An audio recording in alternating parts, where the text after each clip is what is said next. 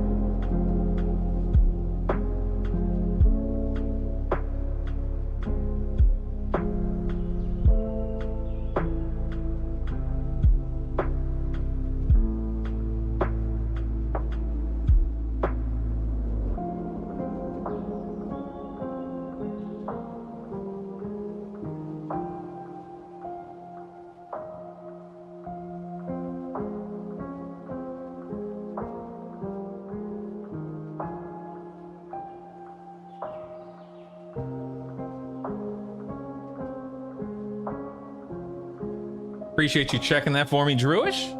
As always. I think I got everything lined up on my end. I think. All right, let me get everything set up here. Let me call these esteemed gentlemen. And we'll get this show on the road. See you guys in a hot minute.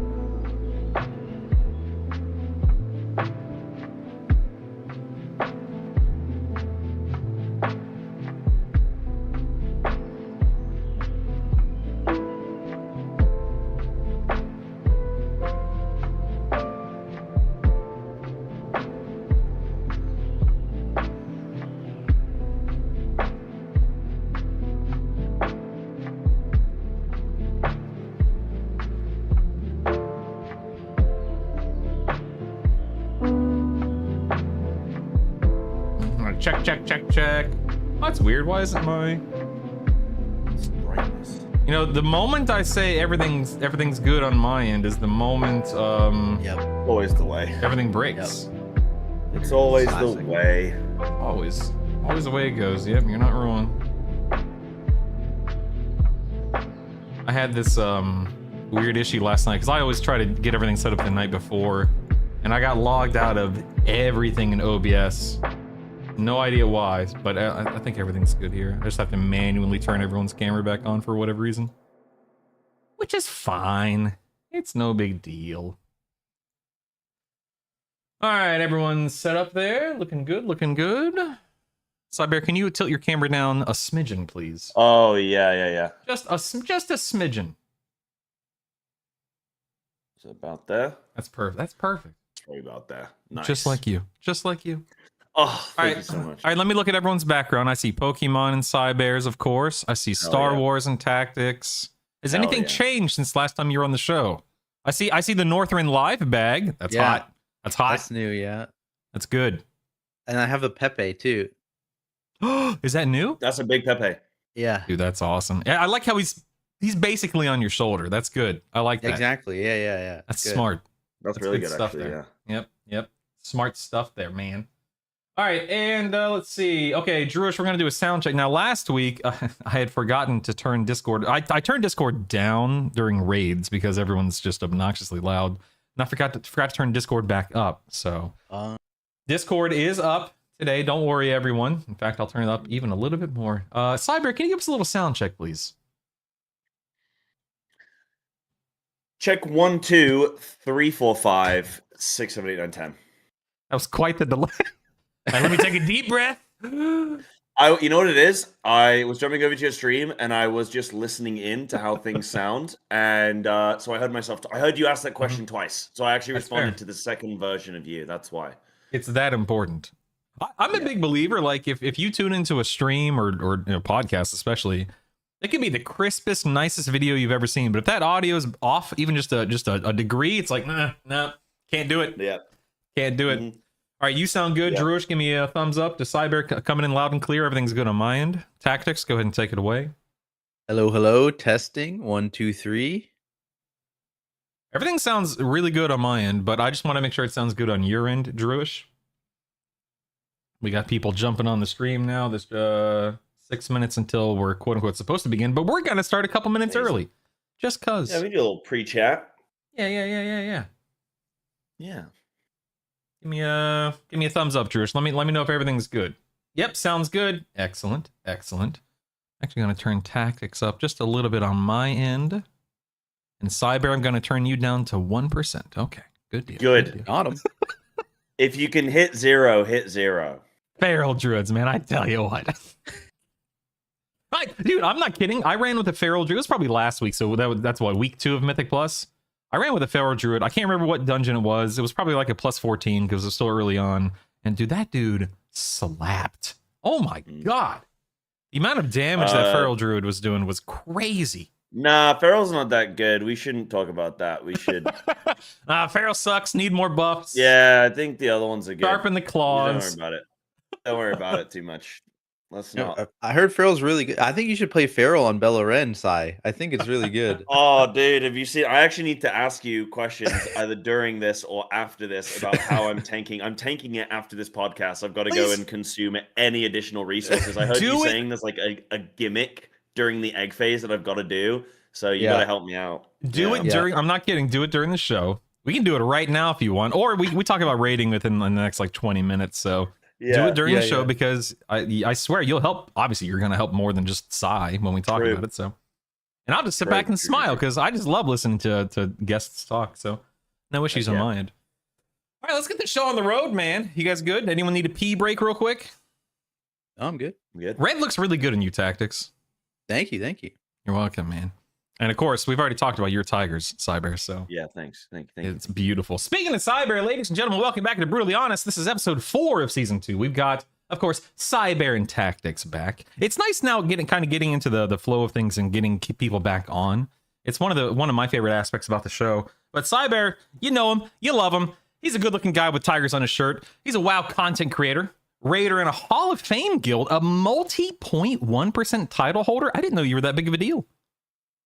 I'm not. The game's just very easy. All right, you might upset a few people, few listeners.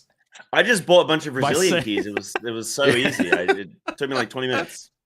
An esports caster, you make guides, you make content for feral druids mainly, correct? Yes. Yeah, I dabble. I do a little bit of stuff with other specs. I play Enhance right now as well as an alt, but I don't really do guides on it too much. Yeah. And then you also, because I saw you play in streaming, you did a lot of Final Fantasy 14 leading up to midnight. Are you playing 14 actively right now, or is it primarily midnight? I'm playing right now during this podcast, actually. Oh, that's right fair. now. I'm in. No, That's yeah, fair. I'm playing right now. I kind of alternate because playing two MMOs is really, really difficult. So I kind of alternate based on when the content flows. Because generally, and this upsets Final Fantasy players, but the content doesn't really release very often. But they kind of service all areas of the game, which is good. But I jumped in January into the FF season, finished that raid like a couple days before the WoW season began, and then we do that. So I'm just like cycling. And then as soon as this raid calms down in WoW, I'm going to get ready for the new Ultimate in FF14. So I'm just constantly ping-ponging between the two. But yes, I'm dabbling. That's fantastic. So tell me real quick, like Mhm. pros and cons, benefits, or whatever. What main differences between raiding and 14 and raiding and WoW? Like, why is one more enjoyable or different than the other? Got you. Amazing. So to keep it short and sweet, WoW is like jazz. There's like, 3 pulls, you don't get a mechanic. Then like pull 4, 5, 6, you get the same mechanic, and then you get every mechanic, and then it goes back to no mechanics. And it's just like it's a little bit like jazz. You've got 20 players, you're trying to coordinate everyone roughly in these rough spots. Whereas Final Fantasy 14 is like a fine waltz. It's like a fine dance where everyone has a position. Everyone has to move around each other seamlessly and know their spot. Sometimes you're looking at the arena and you're getting it literally pixel perfect of to where you need to go, like position for things, and everybody's always getting an assignment. So it's really good for mechanical fluency. And I do find that having played Final Fantasy mechanically, I'm a lot stronger now. Funnily enough, I actually got recruited to my WoW guild because of my Final Fantasy experience, not my WoW experience, which is kind of cool. But the fight design in Final Fantasy is hands down better than WoW's, and I'll fight anybody on that. That's totally fine. Bold claim. But and WoW's is still really good. WoW's is still really good, but FF's is better. But WoW class design is way better than FF's. So it's kind of like, do you enjoy the class or do you enjoy the mechanics? But I think playing both is absolutely the best thing you can do, and that's my TLDR, I think. That's a good TLDR. I haven't played. I've had so many people say you need to play 14. It's so good, but I've just never taken the plunge. But yeah, thank you for explaining that. Now over here to what is I can never remember. It's everything. It's my left in real life, but I guess it's my right on the screen. We got Tactics back. Been playing WoW since the Burning Crusade. Is that right? Yeah, no, when I Holy was a moly. wee lad. Gee, how Back in, old like, were you when middle school. TBC? Yeah, so like 10, 11? Yeah, like 11. Yeah. Oh my god, I'm so old. Holy cow. Yeah, yeah. Look at the gray dude. I don't have hair, believe it or not. I don't know if you guys can tell, but I am quite wait, bald. really? So I always say that I have gray in my temples down here in my jaw. See the gray coming into my temples down here? Nice, right? But yeah, I was we're talking about you. I'm old. We're not talking about me. But you didn't start making content until Shadowlands beta, right? Focusing on Guardian Druid at the time, and now you've expanded to there are 6 tanks. I said 6 before the stream. There are 6 tanks, right? For now, surely there's going to be Oh, a 7th sure. soon. True. Shaman tank. You It's never coming. know. That's right. Dude, That's I would right. not be opposed to that. I think a lot of people would love to see a shaman tank. Holy moly. Anyway, you've expanded the creative videos for all 6 tank specs, of course, in addition to dungeon guides and raid guides and just being an overall really cool dude. You also, man, I feel like such a noob. You also have done 0.1% title multiple times on 5 different tank specs. Oh my god. That's impressive. That's impressive. You've competed in the Great Push and you raid around the world 50th level. That's pretty high end, man. What guild are you in? I'm in Consequence. So That's with fantastic. people, some goats like Banters, the hunter Mhm. goat. I think you've talked to him. a I bit as have. well. I He's- have. I aspire to be 2% of what Banchers is. Yeah, If I can be yeah, 2% of he's crazy. Banchers, I'm a happy hunter. I'm right now. I'm hovering around the 0.2% of Banchers, so you know. You're getting there. You're getting there. Yeah, slowly but surely. Anyway, gentlemen, thank you for being here. Appreciate you. We're just gonna. I mean, we already have jumped and dived right in, but Midnight's been out for a month and a half now. Is that right? just about a month and a half now. Something like that. Something like Season that. started. Yeah, something like that.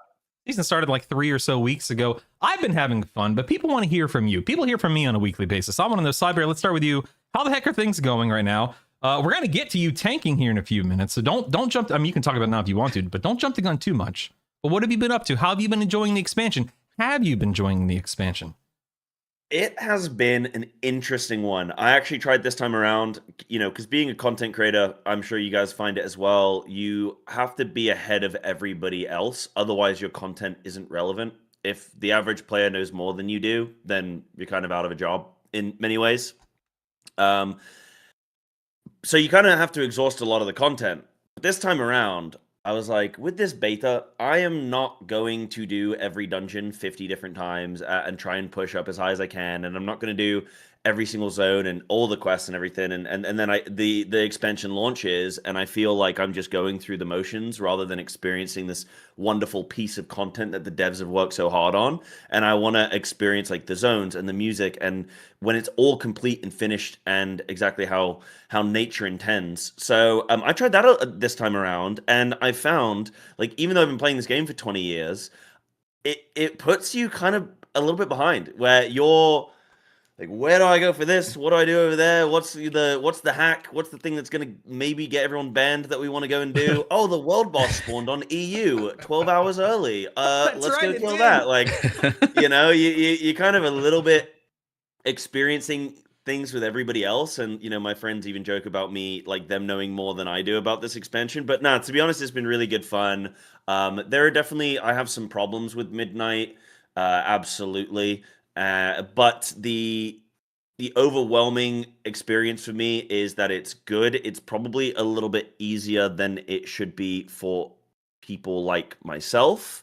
And the people above me, I wonder how they must be feeling. But I think overall for the game, I think Midnight's actually in a really good spot. And I think there's going to be a lot of people coming through to experience Midnight because of some of the changes that Blizzard's been making to the game. So I think it's like, obviously it's going to be a mixed bag, but I've been generally really enjoying playing multiple characters this season as well. I'm playing some Feral, not Survival. I'm playing some Feral, I'm playing some Enhance, some Elemental, and some Shadow Priest right now. And then I wanna do Monk Tank. I wanna do Devourer. I want to try all these different things this season. So yeah, it's been good for me. It's been good for me, I think. You could actually have a little more time to play these things if you didn't play 14 half of your time, Cyber. I know, and I just started a new business as well, and a new job. So I'm working like 3 different jobs and playing 2 different MMOs. It's crazy. I don't even watch my clothes anymore. There's no point. Where do you find the time? I don't find the time. I just sacrifice family, kids, and owning a house one day. So I've got it all figured out. As long as I don't regret that in my 60s, then it's nah. No one has ever been in their 60s or 70s and said, maybe I should have spent more time with my kids. Maybe I should have found someone who loves me. Yeah. I did the exact same thing you did this time around, which is the first time I've ever done that anytime I've actively been playing WoW, in that I didn't chain run 1,000 dungeons. I didn't do I didn't level once on beta, which is very different for me. I'm usually the guy that makes leveling guides and whatnot. And it was nice. For me, it was a breath of fresh air. Similarly, I found myself asking the question, what am I supposed to be doing right now? Am I behind? But overall, I had a pretty good experience. I'm glad I did that. But Tactics, let me send it over to you. What about you, man? How have things been for you? Yeah, no, I guess I'm a nerd because I did run a lot of dungeons on the beta. Well, you probably made a bunch of guides. So is the thing. So, or you did, I should say. Yeah. But the one thing I never do actually on betas is level. Like, I always do want to experience leveling the first time on the expansion launch, so I never touch that at all. So that was cool. I like the leveling. I love Zolomon actually. That was a 6 zone. The trolls there. That was good. I'm on team troll patch, by the way. Surely the next major patch is a troll patch, I believe. Yeah, we got to kill some time before we deal with Xal'atath, right? That's right. We got to get into some trolls. Can I ask you this, Tactics, really quick? Because I know you're going to continue, but did you not feel like some of the trolls' voice acting sounded like OnlyFans members? Because to me, it did. That was one of my biggest gripes, actually, was the Amani troll voices. They were jarring for honestly, me. Yeah, I couldn't. Maybe, but I didn't really watch OnlyFans very much, to be honest. So okay. So yeah, I didn't really. I don't know. Maybe could be. Maybe. Now, are you talking about like some of the main trolls, or we're talking about like some of the side characters, background characters? No, so like literally all the voice acting, like all of them, especially in Oh. cutscenes and everything. Yeah, they sounded like the OnlyFangs troll faction who just a lot of white people from California, I think, trying to do some Jamaican, and it was tough. It was tough. It was tough. All right, take notes, Blizzard. Got to get that hire better voice actors, or they're dialing in a Maybe. little bit more. Maybe. Please continue tactics, please. Yeah, but no, I had a good time so far in Midnight. Obviously, yeah, it's been difficulty has been interesting because obviously we go in like we're gonna tackle the content right away, and it seemed a little bit on the easier end for us.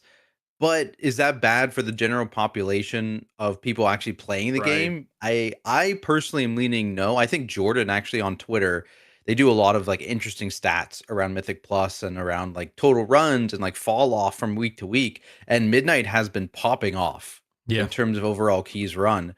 The question is, how is the drop off going to be over time as people start reaching those early goals, right? The Keystone Heroes, the Keystone Legends. Is there going to be a very substantial fall off, or what's the staying power? That's really what I'm interested in, because if they perform decently in terms of staying power, I think it's just positive for keys to be on the easier end then. Yeah, we pulled this up on the stream last week. The amount of tins being run in season or week 1, week 2, and now week 3 is insane. And much like you, I agree. I think I love lowering the barrier of entry without completely, demolishing the overall difficulty at the high end. Now, an argument can be made: is the game a little too easy right now for high end players? I would say it feels probably easier than it has in a long time, a very long time. But I'm also not upset about it, because I think things will adjust and kind of get dialed in a little bit more as the expansion unfolds. But I love seeing so many keys being run, and I love seeing people getting plugged back into the game, and so on and so forth. That's my perspective on it, Yeah, I absolutely agree. I think a lot of the time, most of the big content creators are people who play this game for a living, and I don't want to diminish everyone's opinion, because I'm also I also make guides and I do high level content and stuff. But you do have to think sometimes when people if they are hating on the difficulty curve, it's like, well, something that's not good for you as a content creator might actually be really good for the game. And it's just something to think about as well, right? Is that perspective? But yeah, I definitely agree with tactics. It's like, what's the long term? Because if you reach a situation where the people that are newer to the game, they can reach that sort of, like, they can jump into the game a lot easier, but then they get bored because they complete stuff soon enough anyway, and then they leave. And then we end up in a situation where the hardcore players aren't happy either and feel like they're not being serviced. Then you just end up where, like, the people that were going to drop off anyway drop off, and then the people that are diehard are unhappy and probably going to leave. So then you end up with this sort of, everyone's okay with the game, but nobody's like obsessed with the game. Right. And it's probably a bit of a balancing act for Blizzard to figure out how much of each of that they want. Yeah, I have the Radar.io stats pulled up right now on the screen, and right now I'm looking at still just the amount of tins being run all 3 weeks is just phenomenal, which again, I think is great, getting people in there, getting people, learning and adjusting and hopefully getting some gear and whatnot. So, that's just the way it goes, and everyone loves that. But just the amount of keys being run, week 1, it was 5.1 million, I believe, total, with a 4.5 being timed. Last week, 3.2 million being timed. So for this week, about 2 million keys have been timed, which is just phenomenal. I love it, man. It's about 90% for all 3 weeks that the amount of keys being timed. I know that some people will definitely complain, it's too easy, man. There's no challenge. But like you said, not everyone plays at the highest level. There are people that aspire to time tins, and they've been given that opportunity right now. I wouldn't say that they're steamrollable for every player out there, but I think it's good for the game to allow people to be like, you know what? I want to get plugged back in. I want to level my AUG. I want to level my Resto Druid. I want to level my Guardian Druid, whatever it is. And I want to see what I can do this first this first tier, this first patch. See what I'm capable of, and just giving them that opportunity. Yeah, one thing I think I would have loved to see for this season too is the addition of new reward tiers, especially with it being a little bit on the easier end. It gives people more goals to actually like push towards when they would finish at Keystone Hero, Keystone Legend, like 15s, maybe that could give like a mythic transmog recolor. 18s that could give like a gladiator style mount Yeah. type deal. Like I think there are a couple clear reward tiers missing because right now it's Keystone Legend and then it's title. And for the vast majority of people who get Keystone Legend, that gap is way too big. And Yeah. a lot of people that I know at least do stop pushing after Keystone Legend. They get to Oh, Keystone yeah. Legend, like, I'm done. Yep. And That's so it. I think it'd be great if there are a couple more, if just for people to kind of push towards. Yeah. Or if alternatively what you do, I've always thought for a long time of, and I spoke to Ian about this actually, funnily enough, at Gamescom, and I said, it'd be kind of cool if you split the Mythic Plus season separately from the raid season. And if a Mythic Plus season was like 3 months and a raid season was about 6, like that's probably pretty reasonable for most guilds to raid, a few months for every 6. But if you split the Mythic Plus season and you had like an early push and a late game push for that season, that might also help. So like maybe people push for like 6 weeks, then they drop off for a few weeks, then they come back for the second season or something like that. Just because I do agree. Like a lot of people I find, like all of my friends who aren't in the content creator scene at all, they get their portals or their title, and then they all right, I'm done. Yep. And then they don't come back until maybe the next season if it's good. Yeah, so kind of to continue that train of thought, I'm looking here at the War Within's numbers and comparing them to Midnight. So there was about a 75% in time percent for the first 3 weeks of the War Within, whereas right now, as we just discussed, there's about a 90% in time completion rate. So big difference there. And the first week of the War Within, there were a total of 2.4 million runs. So there was more than double of that in Midnight first week. It's crazy. I agree. I love the fact that more people are in. But yeah, I hope that people don't bounce earlier because of accomplishing what they want to accomplish earlier. That's a real concern. I agree. Yeah. Yeah, I think they will as well. I think they will, and it's then something that Blizzard needs to look at. And Yeah. I saw an interesting tweet from Cams, one of the Liquid guys, and caster for Liquid and everything. And he said, "Go and pug a +10 and tell me these people deserve mythic loot." I literally saw And that tweet today. And it's a very it's obviously funny. It's a funny Right. tweet.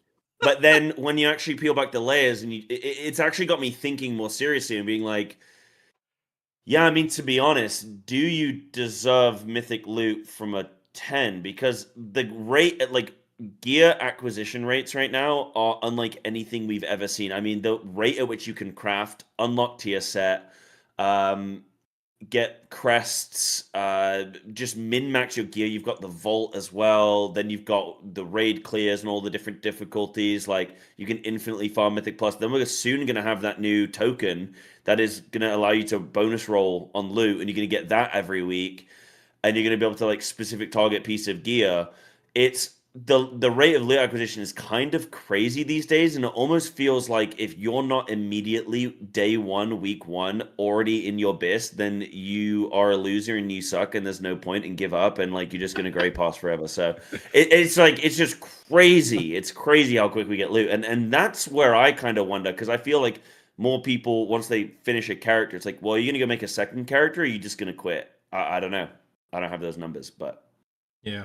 I mean, so let's play devil's advocate, whatever you want to call it right now. Why wouldn't we want people getting MythTrack gear on a +10? Like, why wouldn't we want people across the board getting more geared earlier in the season? What's the perspective there? What's the idea behind that? Do you want me to jump in on that? Sure, man, please. This is just a very Well, I didn't know if Tactics. yeah. I don't know if I just spoke for about. I don't know Tactics. If you want to jump in on any of that, if you have any thoughts, but technically it did spawn from me, so I don't want to, throw you in front of the bus. But No, you first. I'll run behind the bus after it goes. Okay. Yeah. Amazing. So I am somebody, one of the biggest reasons why I originally got into World of Warcraft. First of all, I was just a big fan of Warcraft 3, and then the world just seemed amazing. But the reason I stuck with World of Warcraft is because it felt like one of the first experiences in my life, and I was 10 when I first started playing WoW. But as I kind of grew, what was subconsciously happening is I realized that I was putting in effort and I was working for something and I was improving because of my efforts. And it WoW originally was this very merit-based game. I felt like if I wasn't good enough to do something, or if I didn't put in the time and the effort to do something, then I did not gain the reward. And that felt very natural to me and very cozy. Like, I like that. I like people having to start from scratch. Everybody's going to start at zero, and everybody has to try and do the best that they can with what they've got in that situation, right? So I'm very merit based. WoW felt like that.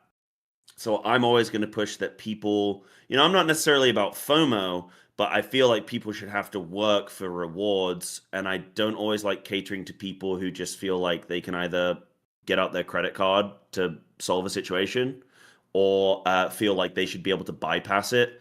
Like you get a lot of people who complain about the story mode of the raid not releasing like week 1.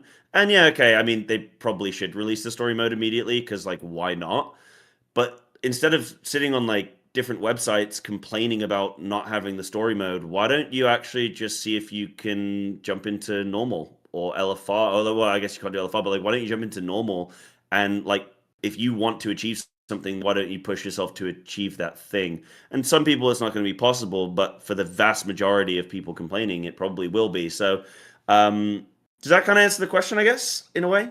Like, I feel like people should have to earn it. Right. So you're a big believer in, hey, I'm putting in X amount of hours per week. I'm getting a Y item level, and I can do Z DPS or whatever it amounts to based on your role. I'm good. And that's not to say that you suck and you need to continue sucking. It's, hey, if you want to get good, work at it, kind of a thing. Like, or if you want something and it requires you to improve to get there, then that's fine, and people should be rewarded for their effort. So like the maximum level loot in the game should probably come from the hardest most time-consuming activities, probably. Tactics, what do you think, man? Tactics, if you want to run behind the bus. Yeah, let me run behind the bus. So I like partially agree with you, right? Like I feel like I stand in like the middle ground where I do agree that I think the best gear should be from the hardest content. I do agree there should be merit-based stuff. I also personally just don't care if people are getting 1 out of 6 myth track gear from their vault from doing a +10. Like, to me, doesn't bother me whatsoever, right? Like that's fine. And frankly, again, if you look at actual percentage of players that complete a +10, it's a fairly small percentage. It's much lower than you would expect. It's not like 75% of players are doing this. It's a much lower percentage if I recall correctly. So it doesn't really upset me in that case. I feel like that's totally fine. I think the Void Forge system that's coming up, which I think we're planning to talk about as well. I actually really like that system for catch up gear and just giving people access to these myth track gear where they otherwise would have to rely on just the pure vault RNG. Now they get a little bit of bad luck protection. I also think that's fine. Where I think it's like a little weird is like people complaining about like, oh, this mythic raid trinket from the second last boss is the best thing. That's terrible, Blizzard. It's like, come on. Well, why would you go and organize 25 people, have the raid leader, do all the plans and everything, and then the loot isn't even good? It doesn't. Yeah. No, I actually agree with everything that you're saying so far. By the way, like it doesn't bother me if other people get good loot. I'm just right. Yeah, and like maybe there should be something that's like a bit more comparable to it in dungeons, but also I feel like comparable is an interesting statement because to me, oh, this thing is like 5% worse. That's not a big deal. To a lot of people, 5% worse. Oh my god, I am a terror. I am doing nothing. I'm minus 5% on one slot. It's over for me. And I feel like people put a little too much emphasis on gear, but this is coming from a tank perspective who does high-end raiding, which means I don't get loot, right? And I am fine with that. That's just not, I personally just don't really care that much. So maybe that's probably influencing my opinion a little. I like loot. I'm a hunter. I like good loot. Yeah, I mean, these are all great points. I mean, I definitely fall more into the category of what you're saying, tactics, to where I couldn't care less if someone's getting, myth track gear once a week out of their vault. And I don't think you care either. I'm not saying that you do care, Cyber, of course. I don't think you're fighting. Yeah. I don't think you're fighting for people to not get upgrades once a week. I know that's not what you were communicating. I fall more into that category because for me, I've been running 17s all week and failing them miserably because everyone else, I said this before, everyone else sucks. It's not me. It's everyone else I'm grouping with. They need more gear, but it's one of those things to where, I'm raiding with my guild and I'm running keys with, maybe 24 people across the week because I pug everything. So the amount of people that I'm interacting with is a percent of a percent of a percent. So I don't care what everyone else is doing or what everyone else is getting. It doesn't affect me directly, Not to say that I shouldn't worry about indirect things, but you know what I mean in this case. Yeah, I don't know. It doesn't bother me. I say the more the merrier. Let people get geared. Yay. I want to completely change topics here for a second because I'm talking to two guys who casted for Method this tier. Is that correct? I want to know a couple things, and you can Cybear, we'll start with you. That way there's no weird like, oh, should you go? Should I go? Start with you, Cybear. How the heck did you get involved with Method? What's it like? What's going on behind the scenes? What's the vibe? Tell me anything you want to talk about in relation to the race. I'm just interested. Yeah. I've never done it. Yeah, so I mean, the way that it goes with casting is sometimes teams will approach you. Sometimes they're so busy planning everything that you have to approach them. The way it generally works with casting as well is you are the last like piece of the puzzle. So they've got to do the venue, the staff, everything, and then you're like, and then they're like, oh, we need some casters for this. That's generally from what I understand how things can. Sorry, you locked up there for a second there. I apologize. You're good. You're good now. You're good now. That may have been. So you were saying Method was handling the venue, the meeting, the seating, all that stuff. Go ahead. Well, that's generally how it is in for different teams. From what I understand, is like casters will come last. But yeah, sometimes you approach them, sometimes they approach you. I think this time around, I just kind of like messaged SCO, and I was like, hey, I'm available this time, because the last couple events I was like in Japan. And then before that, or like after that, I think people didn't know I was around. They thought I was still in Japan or whatever. But this time around, I just reached out to SCO and just said, hey, I'm available. And they were like, oh, okay. Kind of put me in touch with some of the team. And then I got booked in, basically. So, yeah, like, that's kind of how it goes, but obviously I've already had experience casting. My first time ever casting is like a different story. That was a little bit more work that had to go into that, but I've cast with Method in previous races. I think I did a couple days in a Madrasil.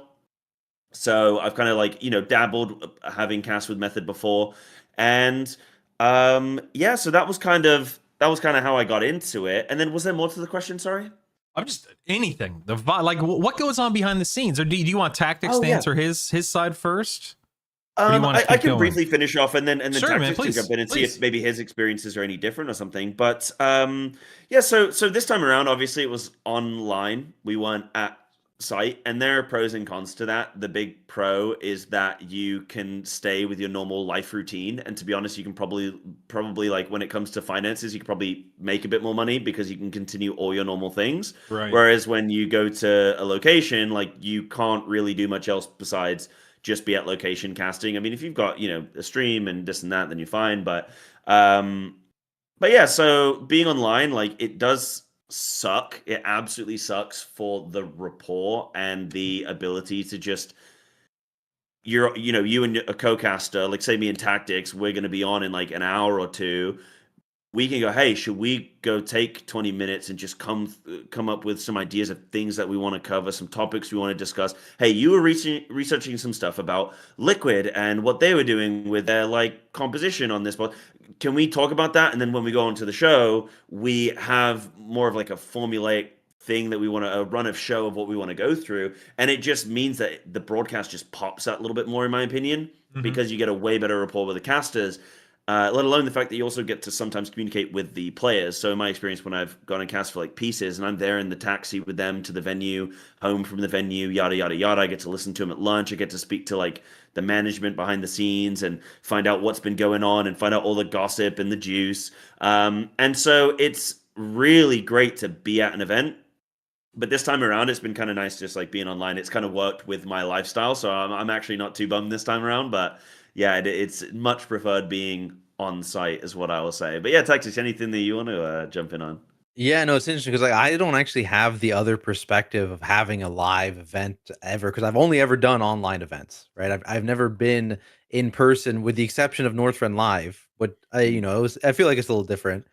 But yeah, I mean, I got started with Method, I think in Sepulcher, which was interesting because I was supposed to like I reached out to Kana actually, who at the time was working with Method, but he was now a caster with Echo this time around. And he was just on Twitter was like, "Hey, we're looking for casters. Send us a clip of you doing some casting." So I sent something in, and then they came back to me like, "Yeah, you sound like you could be a really great analyst.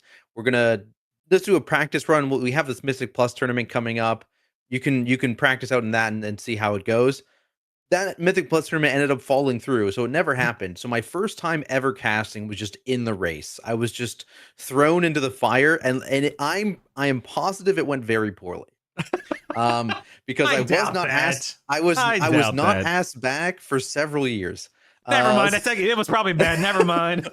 no, and to be fair, like I think I learned a ton, and that was again, I started making content in Shadowlands.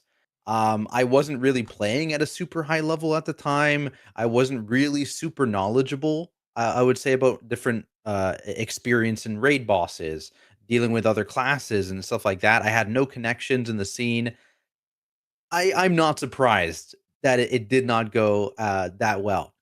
Can That being said, oh, sorry, go ahead. I was just gonna say, I mean, if it helps you feel any better, I feel like the casting, like you can do a really good job and still not necessarily get invited back. Oh yeah. Because sometimes they're just like they'll try different things, they'll try different casters, they'll just it depends on how the production wants to run. I mean, there's a lot of politics in it as well and stuff. So if that does make you feel any better, I don't think it's always necessarily about like if you did a good job or not. So yeah, maybe that helps a bit. No, I mean I'm totally like there's only 3 guilds doing it, right? Like there Yeah. is so few caster spots. I am positive I bombed that though. That I am positive it was awful. But that's okay because I stuck with it. I kept working at my own knowledge. I got more experience. I started pushing into harder content, moving into Dragonflight actually, and that's when I started pushing up into like the Hall of Fame and stuff like that. And then I started actually writing guides for Method. They reached out to me like, "Hey, we need a Guardian Druid guide writer. Would you be down?" And then later on, I was like, "Hey, we've seen you have some sick dungeon guide videos. Would you want to write dungeon guides for us?" And then kind of develop that relationship that way. And then in Mana Forge, they actually reached out to me. And were like, "Hey, you want to cast again?" So I was like, "All right, let's try." And I didn't bomb that because they invited me back for Yeah. this one. So there we go. That's fantastic, man. I mean, Yeah, there so you go. That's did you Oh, I was just go ahead? sorry. I was just gonna say that's kind of how it goes sometimes. Is like it Yeah. just kind of snowballs, and then before you know it, you're in everything. Yeah. Sorry, and go on, No, Bruce. no, I was just kind of. Did you guys cast together at any point in time? Yeah. At the same. Okay. Yeah. Yeah, That's we so did a cool. few. We did a few actually, and I feel like, I mean, to be honest, I had a blast with everybody that I cast with, and it was really nice. Actually, I had a few people like DM me and be like, "Hey, I had a really good time casting with you." Tactics wasn't one of those people that DM me, No, so maybe he had a terrible time. But that's okay, that's fine. That happens. No, but no, I had a great time with Tactics as well. Like, very knowledgeable guy, and it was just like, there were some things that you came out with actually that I was like, oh wow, I'm impressed. Like that was some that was like good to hear on the cast, because I don't know. I'm kind of a caster where I like to get into the meat and the bones of the cast. Like I really like to kind of focus in on like players and storylines and development of tactics on the boss. And some people like to kind of cast and talk about what they're having for lunch that day, and I'm just not really interested in doing that kind of stuff. I want to do like I want to talk about the content. I'll talk about WoW stuff in general, but yeah, you know what I mean. I like a little bit more of a focus thing, and that's the kind of thing you did, Tactics. So yeah, I liked it. Yeah. I can imagine going back to something you said a moment ago, Cybear, not being on site and like you said, people not being able to spill the tea, people not talking between polls and whatever the case may be, not being able to dig into what's going on. That's got to be a little different. I'm sure, like I said, pros and cons. It must be nice to be able to stay home and cast. But I can imagine if something probably felt a little something was missing, right? Something didn't feel like a complete experience, perhaps. Yeah, I mean tactics. Like, is there anything that you're like envious, or not envious of, but like you feel like, oh, I wish we were live because it could be a certain way. Like, is there anything that you think how it would be different? Because I'm curious on that before I kind of jump Yeah, on. I mean, I think the big thing is like you said is like I didn't really you don't really interact with your other casters that Yeah, much. Like for me this time around, like I think I interacted with Krista a lot because I think we were on the night shift basically. It was almost always me and her. I had like I think I had one shift with you. I had one shift with a bunch of other casters. I think I had maybe like two or three with Sean from Reader Sean's IO. But awesome, by the way. otherwise, I love yeah, Sean. love Shout out to Sean. Sean. But otherwise, like almost all my casts were just with Krista. So we actually got like a bit of a rapport going, like you were talking about, because we were just casting together so often. But beyond that, like I feel like I barely interacted with any other caster. So it's it's a little unfortunate. yeah. Cool. So yeah, so that would echo what I feel as well. Where it is just so much better being in person with the casts because a couple of the players like Lorgox, Bangers, they mention the moment that you step out of being in the raid team as a player, you're just out of the circle. You're not in that inner circle. You're not in the tribe. And when you're online, you are not in the tribe. It's really hard to be like fully cohesive and integrated. And to be honest, like I think us method casters did a very solid job. I don't think there were really like weak links. I think everyone kind of deserved to be there and everyone did a good job from everything that I saw. But you look at, and this is not like a dig at method or anything, not at all, but like you look at like Team Liquid or Echo's broadcast, and it's just sensational in the things that they're able to achieve, especially as a casting unit. Right, I'm focusing more so on the casting, but like as a casting unit, they it's just so much easier for them to just put on a show, put on a performance, right? It's a bit harder to do that online because you don't have the facilities, the resources, and sort of like me and Tactics, I don't know about you, Tactics, but like, 10 minutes before my shift, right, I'm jumping on a call and like, I've done my prep work, but I've done my Yeah. prep work in isolation. I've done my prep work here.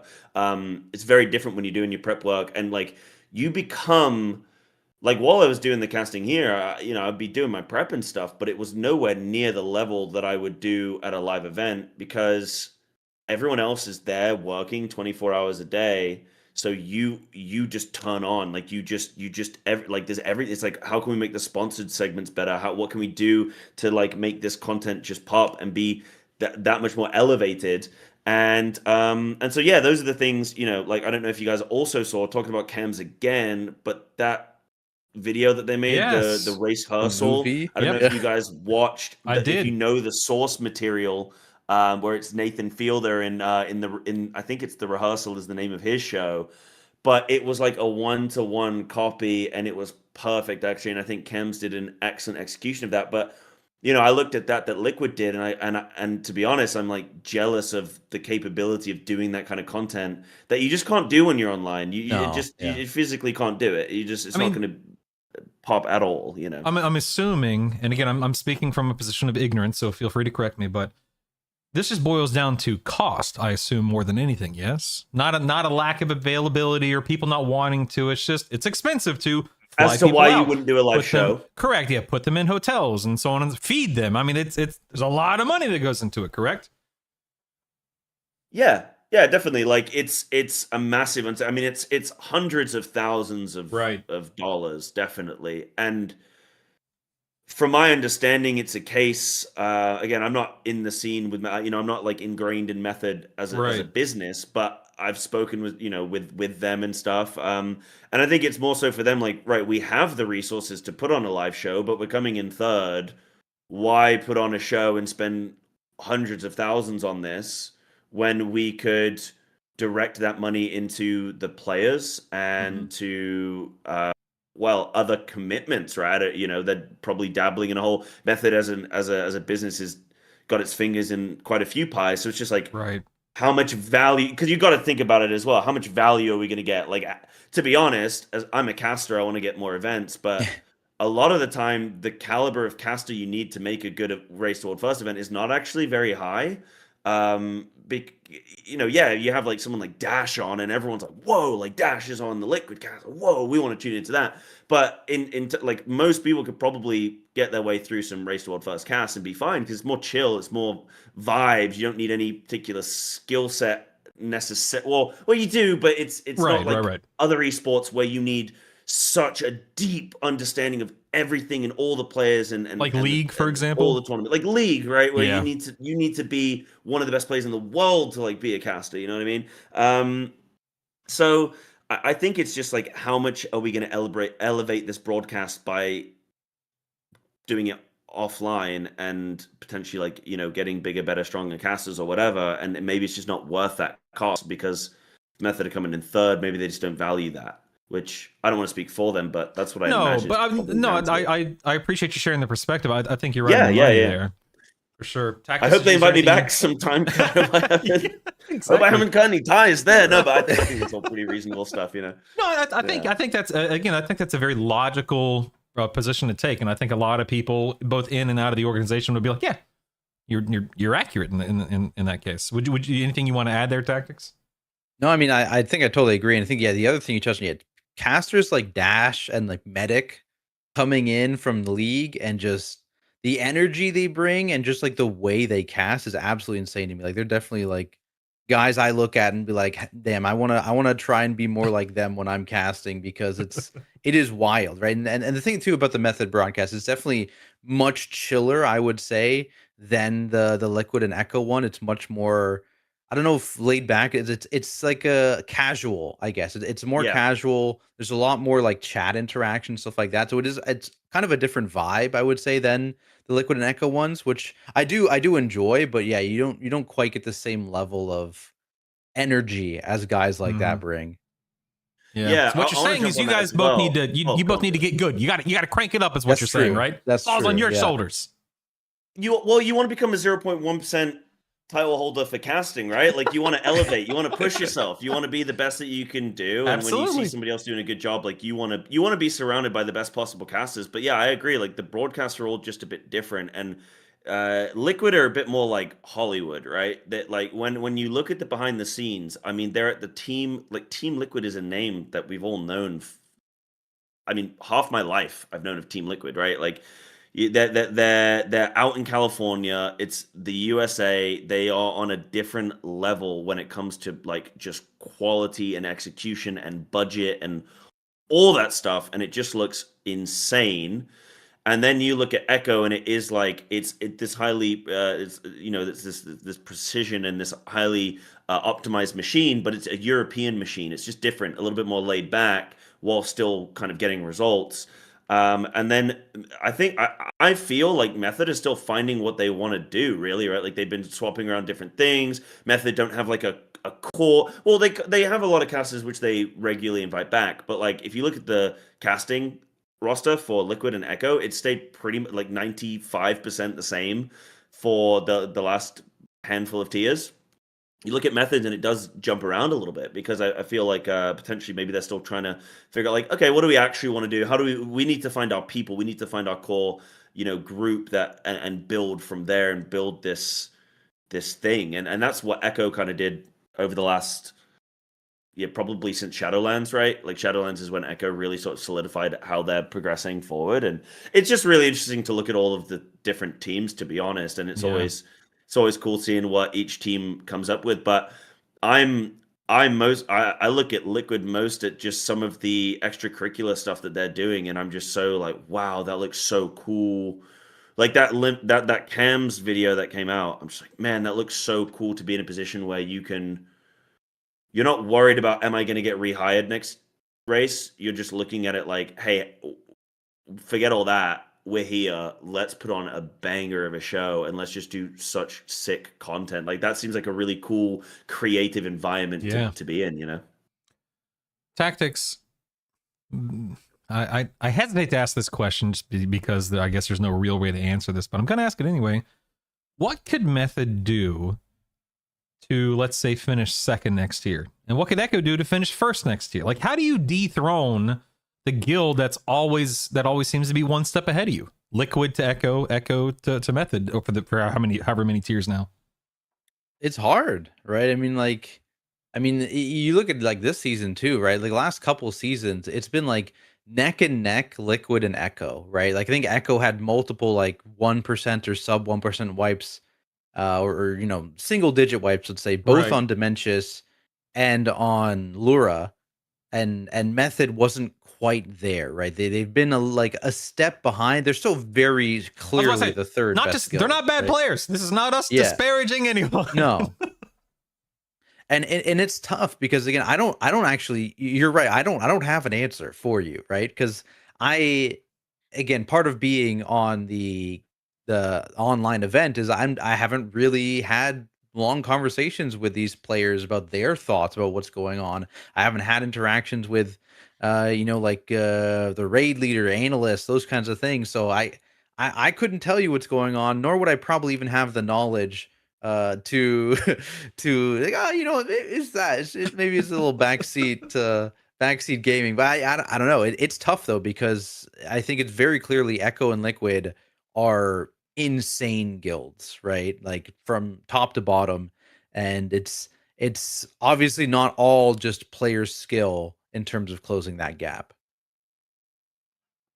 Yeah, Cyber, do you have an opinion on this? Anything that jumps out at you as to what they could do to give themselves a Yeah. competitive advantage? So it is quite hard from the outside looking in, right? And it's obviously, we can look at other sports, and that's how I'm trying to look at this. Is like if I was talking about my football team is potentially about to get relegated this season. So oh, you guys don't have relegation in sports in America, do you? Well, in No. NA, Well, I'll say, because right. technically, I know you're Canadian. Wait, are you Bruno? Are you Canadian as well? No, man. Oh, I'm down here in Illinois. Okay, just checking. America.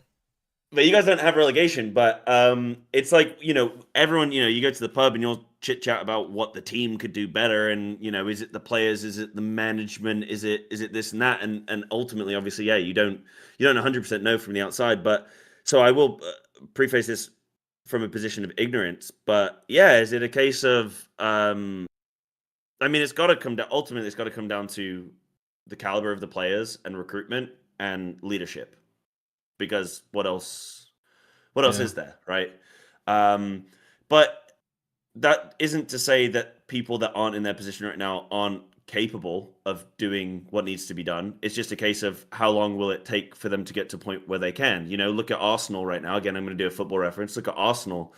They've had the same core for a few years now. They're only just in a position where they're going to win the league, and even then it's looking close. So but they've not made dramatic changes there. It's just taken them time to really figure out the fine details. And to be honest, the third team is so difficult. It's so difficult to be in that position, because every tier you do well, you have a target on all of your best players. Yep. And Yoink. And you're Yeah. going to tell me right now, Method's great and everything, but you're going to tell me right now, if you're a player for Method and you get Team Liquid call you up and say, yo, come play for us, we're going to fly you over to California, you're going to be chilling with Dash and whatever.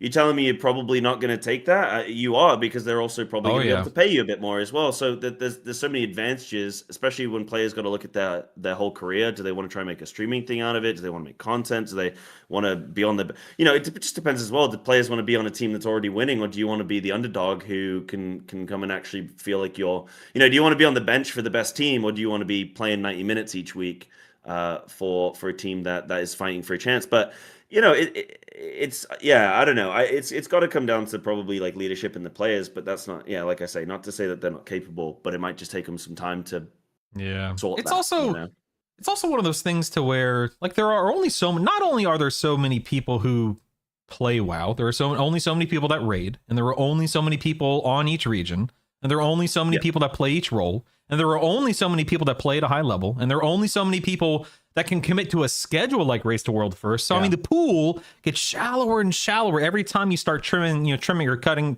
peeling away, whatever you want to call it. There's only so many people. Not to say there aren't enough people, there clearly are, but yeah, I mean, there's a lot to it, I guess, that goes into it. Again, I'm gonna catapult us forward real quick. I want to talk about something that is near and dear and very important: Mythic Beleren tanking. Okay, we have someone here in the podcast. Not going to point any fingers. Not going to name any names, Cyber. We have somebody here on the podcast who's going to be tanking Mythic Belleran in the next like 45 minutes. Well, Hour? my team's got to get through Illyria first. Oh, So fair. I got some Okay. time. I got some Okay, time. fair enough, And fair I enough. hope they don't one-shot it today, but I got some time. I want you guys to talk about, tank. Feel free to talk about tanking right now. Feel free to talk about that specific fight. I want to know what's going on. What questions do you have, Cyber, for tactics in this case? Oh man, Let's can dig I, into can I this, hit baby. a tangent? Can I hit a Absolutely. tangent real quick on Mythic Yes, Belleran? please, Just yes, before getting please. into that. So this Please. boss got nerfed on the reset, right? They then hit it with a second nerf on Thursday. I think Yeah, it was a couple of days It ago. was Yeah. a couple days in. Yeah, it was past Wednesday, which frustrating for us because we saw the nerfs on Tuesday. We're like, this boss probably we're not going to kill it this week, but we could kill it early next week. So we're going to send all our Vantages Wednesday. It was Wednesday night. It'd been a whole extra day on Illyria to make that faster so we could get more practice on Belleran. And then Thursday, just before our raid, a couple hours before our raid, all the data mining of the newest hot fixes come in.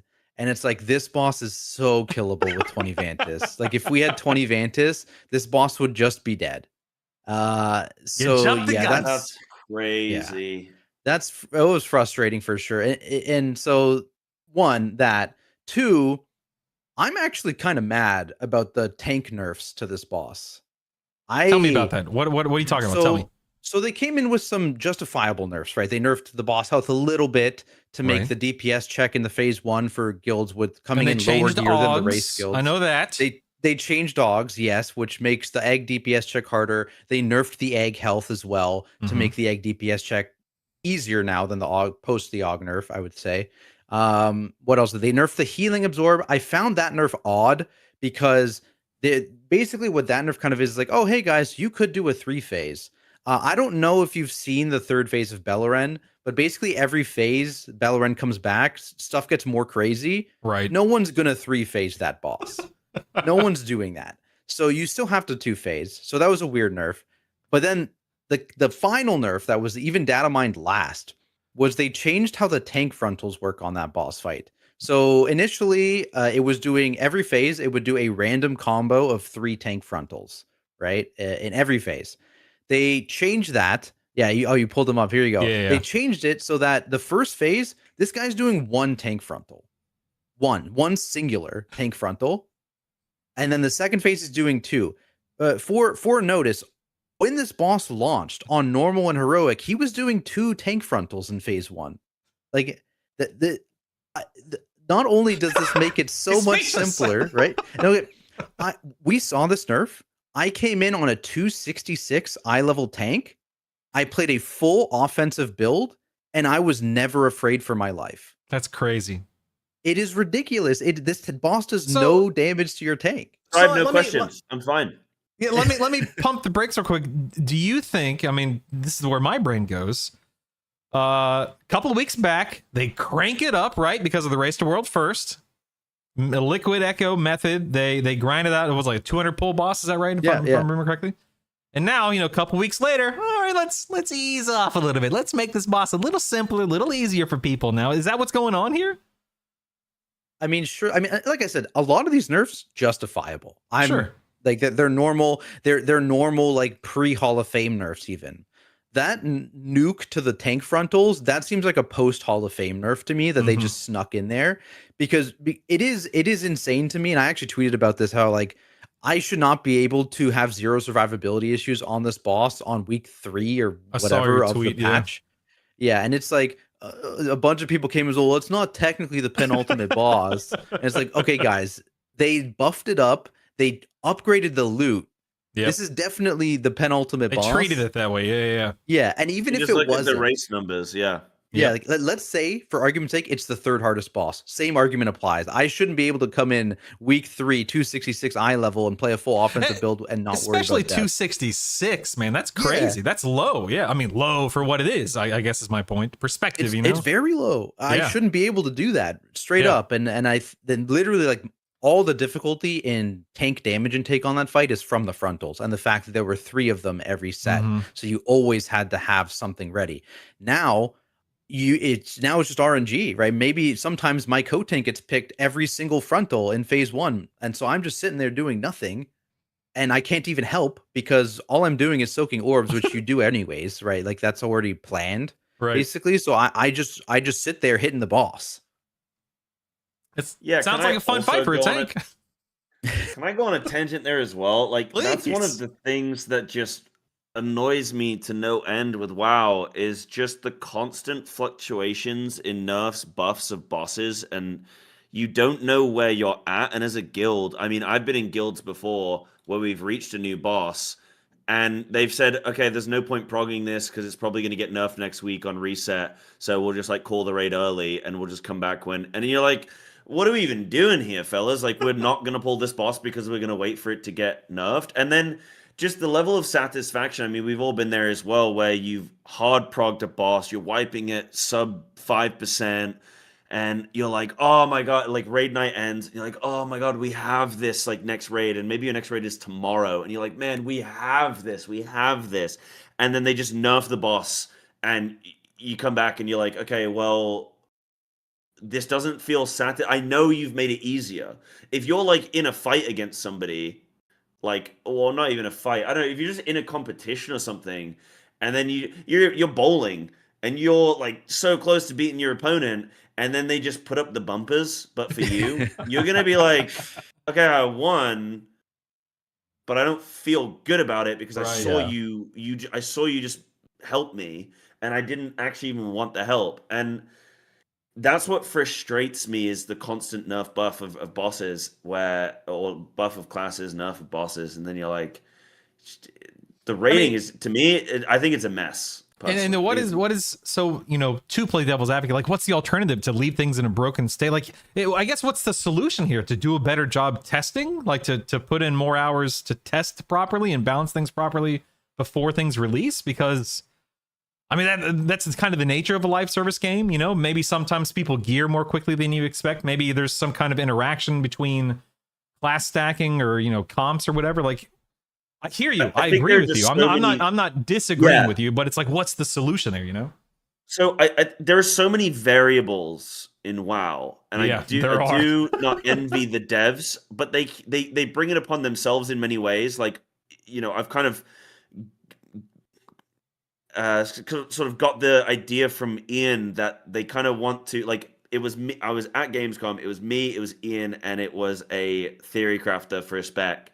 And this theory crafter was like, "Hey, why are you trying to obscure how some of these abilities work? Like, don't you just want to tell us the values? Like, can you please tell us the values on some of this stuff so that then we can know exactly what is optimal?" And Ian was just like, "No, because we don't want you to know that, because then when you go and make content, it's like you're forcing people to feel like they need to kind of go a certain way. If we kind of obscure it a little bit and you're not 100% sure, then you can never adamantly say, we know for a fact that this is how this works, so you should do X."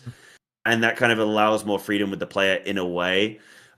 This is a rough conversation from like 8 months ago, so take that with a pinch of salt, and don't go and start tweeting at Ian and being like, so I said that you said this word for word 8 months on, but it's, I should it's delete that this kind of tweet. thing. I should, take that out of here. But they add in the hero talents, and then they add in all these other bits of just extra damage, extra math that just makes things like hard to navigate, and then it also makes it difficult for them to tune accordingly. So I do not envy them on it, but I don't know. I kind of just see like the best scenario I can see is that they actually just make Mythic harder. It's a static difficulty. They do not tune it. They do a lot of testing on it, and you go in with a set item level on every single character, and you have a hard set comp in terms of like it always has to be 2 tanks, always has to be 4 healers, like every boss is a 4 heal or something like that, and you reduce sort of some of the fluctuations there. But then with 20 players, are they still going to get it perfect? I don't know. It's hard, but I know for a fact that in FF14 they don't mess with bosses. They put it out there. They don't publicly test it. When they put it out there, it does not get tuned. It is done. It is already tuned. And sometimes they have a tier where it's a little bit too easy. And by a little bit too easy, I mean the Race Toward First guys who are no-lifing it do it in like 16 hours instead of maybe like 48. But then the average player is still there for 6 weeks. So it's fine. But I know it's possible, but they have way fewer variables, so that's also something I do have to be fair to Blizzard and caveat. But I got some ideas, but it's just I don't know. There's a lot of data, a lot of numbers. It's not easy. Wow. At the end of the day, it's not easy. Tactics, what do you think, man? Yeah, I mean, it's an impossible task right now. And I think personally, I like the creativity of like, maybe we 3-heal this fight. Maybe we 3 Right. tank Yeah, this me fight. too. And so I wouldn't want to see that go away. I think, again, for me in particular, these nerfs to Mythic Beleren, I think the problem with me is the fact that they staggered them half on the reset and then half not on the reset. If Yeah. they had just put it all together, I probably would have been less mad for sure. I'm not happy about the tank stuff. I think that's probably an excessive nerf, but if that's the only actual nerf out of their like 7 lines of nerfs that I have a problem with, it probably means they're doing the right thing in general, right? I mean, it's like a slight overshoot in my opinion, and really it's the timing. Mhm. And so I don't think they've been too bad at it recently. I think they've generally been decent at the timing. I don't think they usually do midweek nerfs either, by the way. I think it's like we were talking about it because we actually asked before Revantis, what if they nerf this midweek? And we're like, they've done that one time in Nah. the past 5 tiers. They've done it like one time in the past 5 tiers. So we were like, it's probably fine. It's Wednesday. They would have like said something by now. And so we sent it, but yeah, I don't know. It's, Get wrecked. yeah, actually get wrecked. We still have a chance to kill it, by the way. We have like 4 Vantises, so we'll Hey, see if I we believe kill in it, you, but man.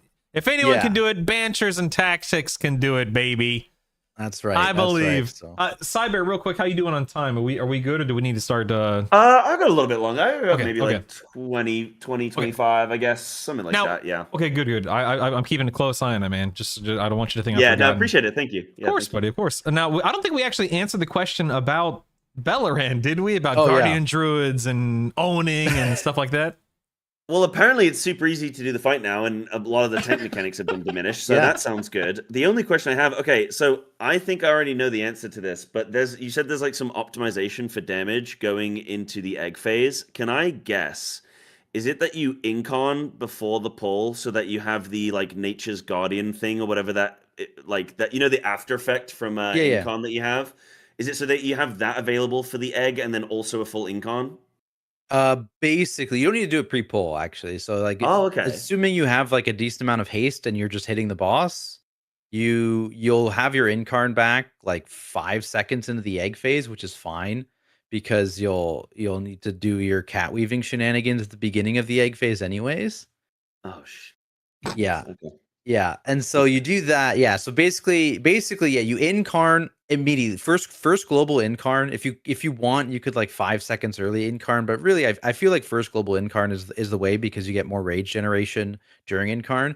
But then you do not hit Wild Guardian, which is your apex talent. For anyone who's not aware, you do not hit your apex talent. You sit on that until as soon as you kill the boss to transition. You hit it then. You walk to your Warlock Gate spot, you watch the boss timer, you channel your puzzle box so that it ends when the boss lands. You got a You puzzle take the box still there? Warlock Gate. Got your Yeah, puzzle you- box? Sorry? You I have got your my puzzle box. I have a Okay, mythic. okay. I have a You mythic got one it. actually. So. Same. There we go. What the heck, man? Myth puzzle boxes only.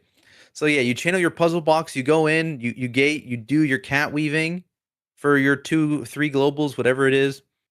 And then you go back into bear form, you red moon, you hope you got a ravage proc, so you spend both those procs, you incarn whenever it's back, and then wait until you've spent both those ravage procs because the Wild Guardian will overwrite itself. So you don't want to press it before you've spent it.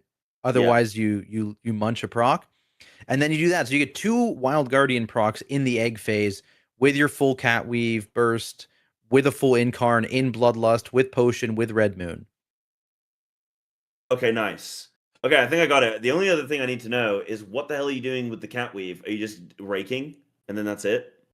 No, so you lunar beam right after the puzzle box to give you a metric ton of mastery. Okay. And then you rake to shift in the cat form, you feral frenzy with Heart of the Wild, Yeah. and that's it. That's Oh, okay. your Rake burst. Feral Yeah. Frenzy and then okay. and then you Cool, mangle I to got go it. I back can do into this boss there. now.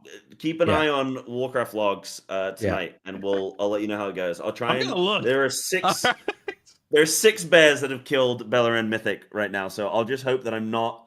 I hope I'm in the top 7, and then I'll be Let's happy. go.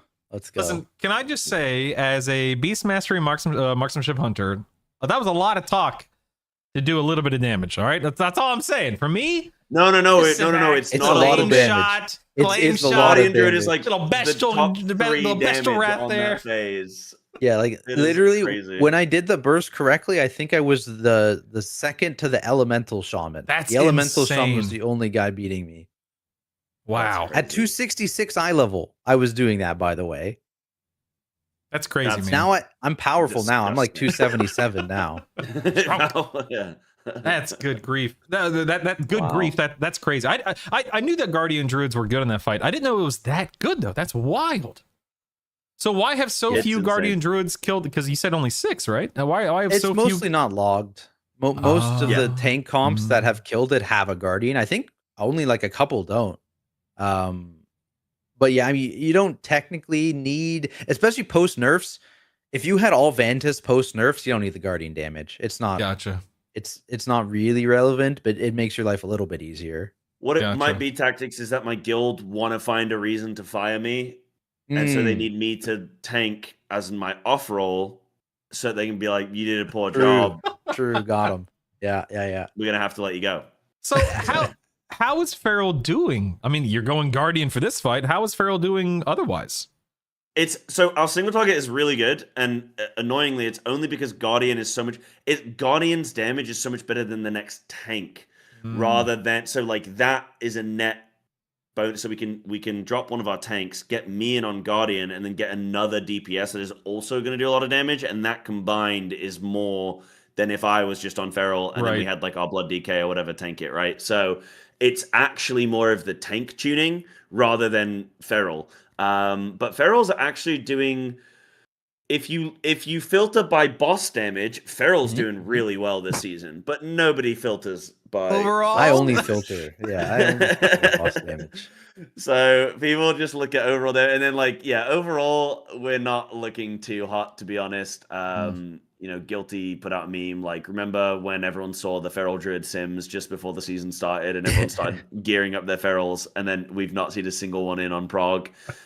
So yeah, I mean, I was the first Feral in the world to kill Vanguard, and I was battling with the tanks, and then I looked at Let's other people go. kill the boss, and I was like, oh, they're also battling with their tanks. It's not that I'm just useless, but it's not really built. Feral can do single target, or it can sort of do AoE, but it doesn't like this in-betweeny bit, and that's mostly what Raid is. Can I whine and cry to you guys for a minute about Light Blinded Vanguard? Yeah. Well, it's actually not about the boss. You'll understand in a second. All right, so I play Hunter, as I've said, BMMM. I was MM for Light Blinded, or Light Blinded, and we were, we had a 2% wipe on Thursday night. Because I'm in a 2-night a week guild. So Thursday night we're progging I can't say that boss name for whatever reason. Just say Vanguard. 2%, yeah, Vanguard. Vanguard had a 2% wipe on Vanguard, pumping his MM, having the time of my. By the way, not my favorite fight. It's just a bunch of stuff going on. Not my favorite fight, but whatever. And I'm like, yeah, we're about to kill the boss. I'm doing great damage. I'm not dying to things. I'm avoiding avoidable damage. Good job, pat on the back. And what happens at like 12:02 a.m. right before our kill poll? Yours truly over here loses his internet. Oh, And so that poll was a wipe because we had only just pulled and I lost my internet. And they replaced me, pulled the boss, kill it without me. And it's like, I said a few minutes ago, I live in Illinois. We moved here from Florida a little less than 2 years ago. In the 2 years I've lived here, guess how many times I've lost internet? Twice as of Thursday. Once like a year ago for maintenance, and then Thursday night during progression. And then 3 weeks ago, I think it was during Heroic, 3-4 weeks ago, whenever Heroic came out, I guess it was 3 weeks ago, we were progressing on Dragons. Again, this is Heroic Week, so it's not that big of a deal, but Heroic Week, guess who loses power? This guy. No. Guess how many times I've lost power since moving here? Twice. So in 3 weeks of raiding, I've lost power for whatever random stupid. Actually, I know why. Somebody hit something down the road and broke it, and it took him like 12 hours to replace it, whatever it was. And then Thursday night lost internet. So there's my my sad story, my sad sap story about raiding this At least you're tier. done for the tier now. That won't Yeah, happen you're again good. now for a while. So It happened next Get it year. out You the got way. you got We'll 6 months. see. Dude, I was so bummed because I'm a marksmanship hunter on Vanguard. Yeah. Like it's my fight, you know? I was so upset. Anyway, Yeah. we're gonna go ahead and start wrapping this up here. Cybear's got to get out of here in a few minutes. I'm not throwing you under the bus. I'm just like explaining why. no. it's fine. Cybear's got he's got bosses to tank today, so we're gonna start wrapping That's this right. up over the next few minutes. I do want to talk about Mythic Plus real quick if we have time, Cybear. Yeah, no, we've still got Perfect. like. Okay, I mean, I okay. can still do like another 20 if you Okay. want. So if you still No, got no, some I stuff just- you want to I get through, don't- we can do it. No, it's fine. I just don't want to make sure. I just want to make sure you have enough time. I don't want to put you. They're in going to be on an Illyria. awkward It's spot. fine. Okay, I got okay. time. And Okay. Tactics has already given me the full rotation, so I've actually already true. done my prep. So if they do say, "Did you prep?" I'll say, "Yeah, Absolutely. Tactics told me what to do, so I'm fine." Talk to me about tanking. Listen, we just talked about tanking a little bit and feral a little bit, melee a little bit, and raiding. Mythic Plus, of course, is a different beast. Talk to me about tanking tactics because I've seen a lot of Brewmaster monks, as I'm sure we all have. Mhm. I know tanks just got a few buffs this past week. Correct me if I'm wrong. Yeah. Whoa, what's going on with tanking right now? It seems like it genuinely seems like a good time to be a tank right now. It seems like a lot of people are having a lot of fun. Yeah, not if you check my YouTube comment section. So I put out a video a couple days ago on the tuning pass that just happened, considering the tuning pass that's happening in 1205, because we also have they've already Right. announced that fully now, and we have the date confirmed, and so it's like locked in. That's what's happening. And generally it does feel like a lot of the tanks, they're in a okay spot, but especially durability wise, Brewmaster is certainly a step ahead, Mhm. and maybe like Prot Warrior is the next closest, and then there's a bit of a gap between the other 4 tank specs, I would say. Maybe not Guardian, maybe Guardian's like kind of with Prot Warrior, but the other 3 are certainly struggling, and obviously it's a large portion of the tank population playing those other specs. Mhm. And so they definitely need a little bit of love. I think in particular, like Blood DK has had this historical problem of living in Mythic Plus. The armor buffs don't really address that super well. It does help a little bit, but you know, I think a problem is their consistency with Dancing Rune Weapon. I think their Apex doesn't help. It's pure RNG. With Vengeance, they've kind of had this weirdness with Threat in general. Same with Guardian Druid, who has this weirdness with Threat. And there's a lot of issues. You have Prop Paladin down there, poor Prop Paladins. They said they were going to give him a defensive buff. Their defensive buff was 2% magic DR. Feels Prop Paladin, man. It's tough, and it feels like Womp a lot womp. of those buffs kind of missed the mark because they were related to damage. When a lot of people were like, "Hey, I just want to feel tankier." Yeah. So what's the solution for these scrubs down here at the bottom of the old hierarchy chart? Like, do they just need more mitigation? Is that the problem? Is that what's lacking? For Prop Paladin, certainly. I mean, I actually talked about it a little bit. I feel like Prop Paladin is the only tank in the game that has their Apex talents 0 defensiveness, basically. Like it's like I think there's technically holy power generation, but like it's not really like actually giving you tankiness, right? It's giving you uptime on Shield of the Righteous, which you can already maintain. So like Prop Paladin has no durability in their Apex talents, and then on top of that, they rework to their mastery. Yeah, there's a lot of Brewmasters. I see a Yoda. I see a Pika. I see a Yeah. Squish up here. Everyone else, Brewmaster. Yeah, there's a lot of Brewmasters. That's the other thing too. It's like Brewmaster population. If you go to like all runs Mhm. and you look at the tank population, for high keys, I think they're like 90%. Which again, if you look at the end of a season, that's kind of normal. People gravitate to the highest tank. Yeah. For week 2, week 3 of a season, that's insane. That is Yeah. crazy high. And I am personally of the opinion that they are not actually that much stronger, but they are a lot easier to play in terms of their mitigation to play right now. And so you get near optimal mitigation with very little effort. And I think that is a big thing that Brewmaster is providing right now. Yeah. Can I ask you something, Tactics? You're Yeah. getting double. You're getting double should- interviewed now. You should say no. Just shut him down. I only take questions from Brutal. Thank you very much, Sai. Yeah. Get your own podcast. Yeah. So what I'm curious about is obviously everyone in WoW chases meta, chases optimization, but I feel like tank players particularly are willing to do whatever it takes to get the biggest, like to get any advantage. You know, a lot of players in WoW for DPS, you got, okay, Elemental Shaman is amazing right now, let's just say, right? I don't even actually know if it is that good, but like Ellie Shaman is amazing right now, but I don't play ranged. I play melee.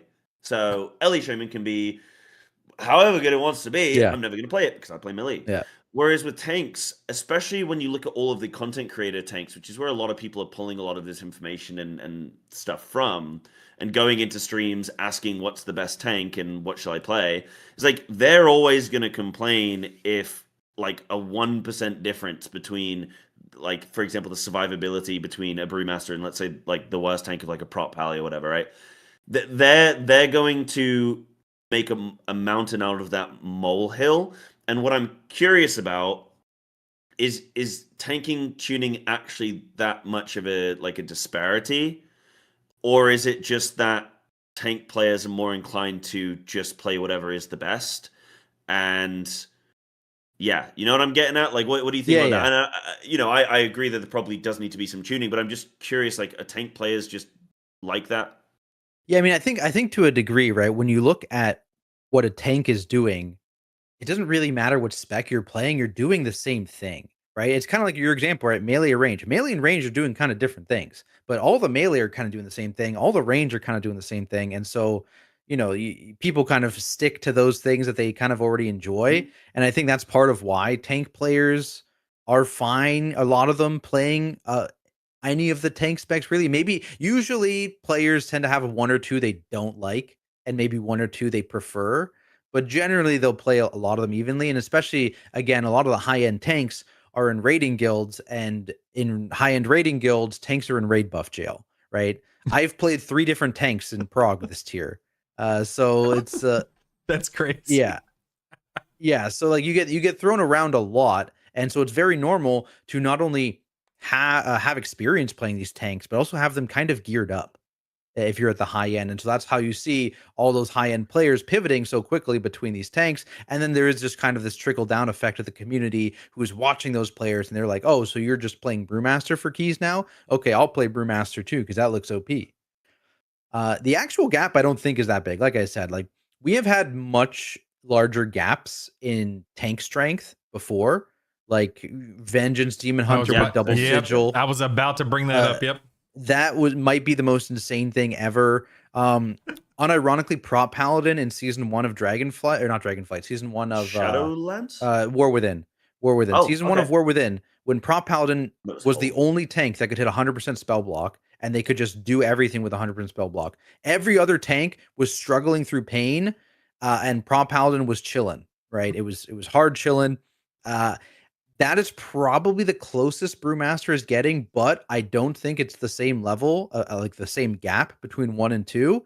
And I don't think Brewmaster is bringing nearly as much value to a group that Prop Paladin was bringing, right? And so those kind of things combined, like I think Brewmaster is definitely the tankiest tank. I'm not disputing that, but I think a lot of why people are gravitating to it is that it's very easy to pick up the durability wise compared to the rest.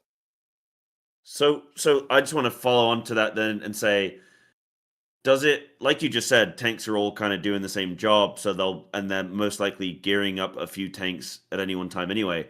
So how important is it for Blizzard to really nail tank tuning?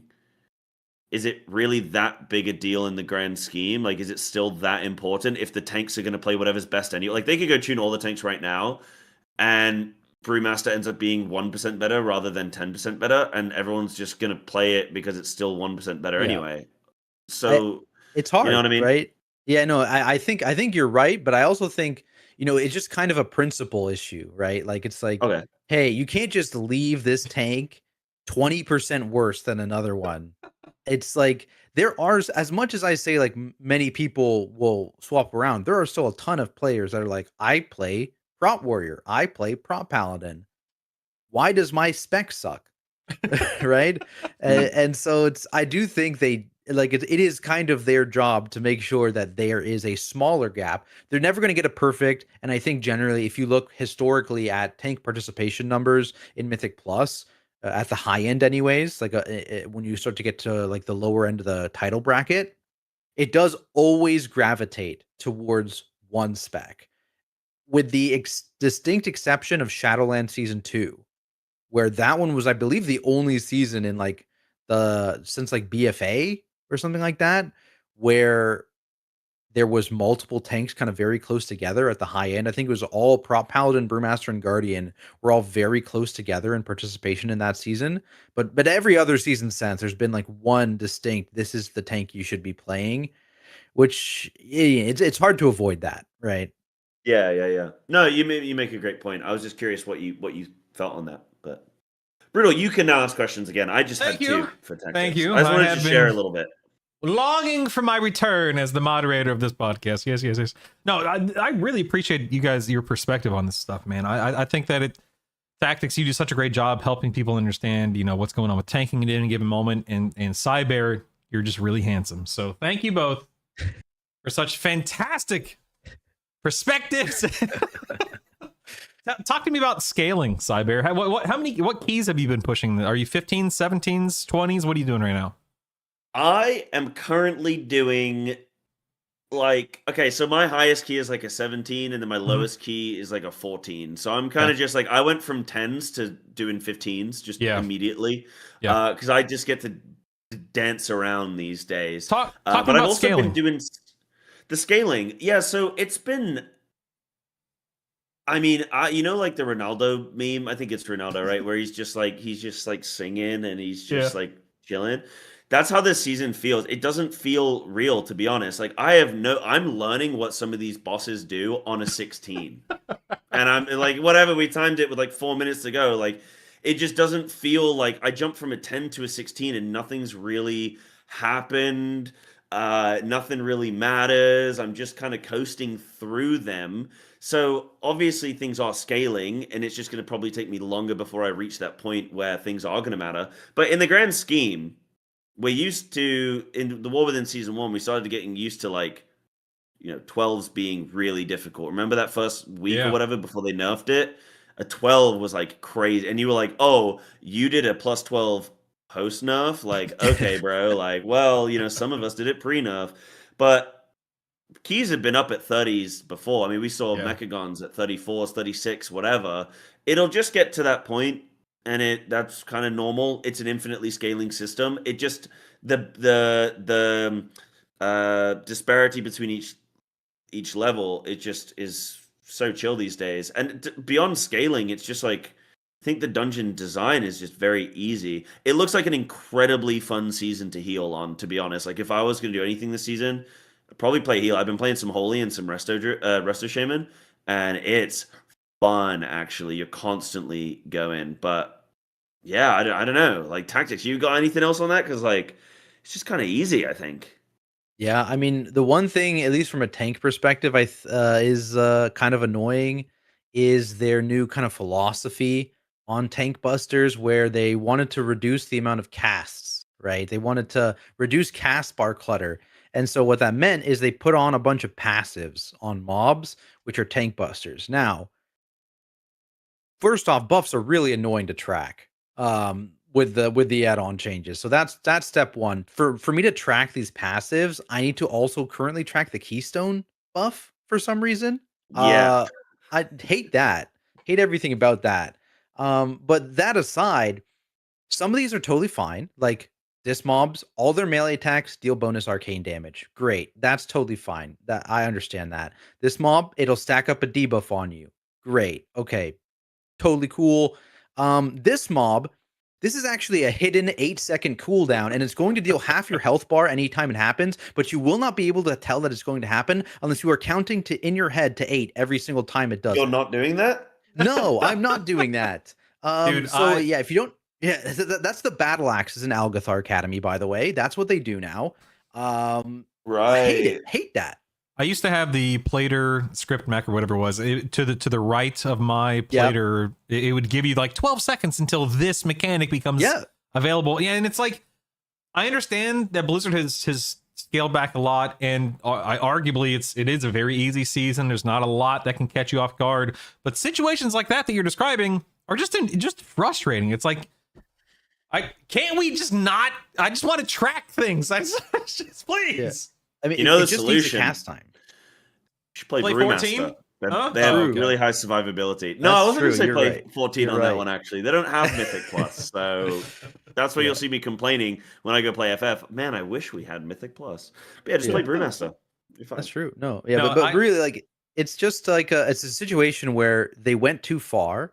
There's Yeah. a time and place to put passive buffs on mobs that do things, as long as it is something that you just need to be actively aware of that it's generally going to happen, like a stacking debuff, like passive additional magic damage. Having a passive be a burst hit and have an internal cooldown that is hidden from the player Yeah, is no, that's kind of cool. insane Yeah. to me. It just needs to have a cast time. Yeah. I agree. Fully Stuff like that agree. is frustrating. Would you say that anything is scaled egregiously, either too easy or even too hard, or even too easy? I should say. Or does everything feel pretty?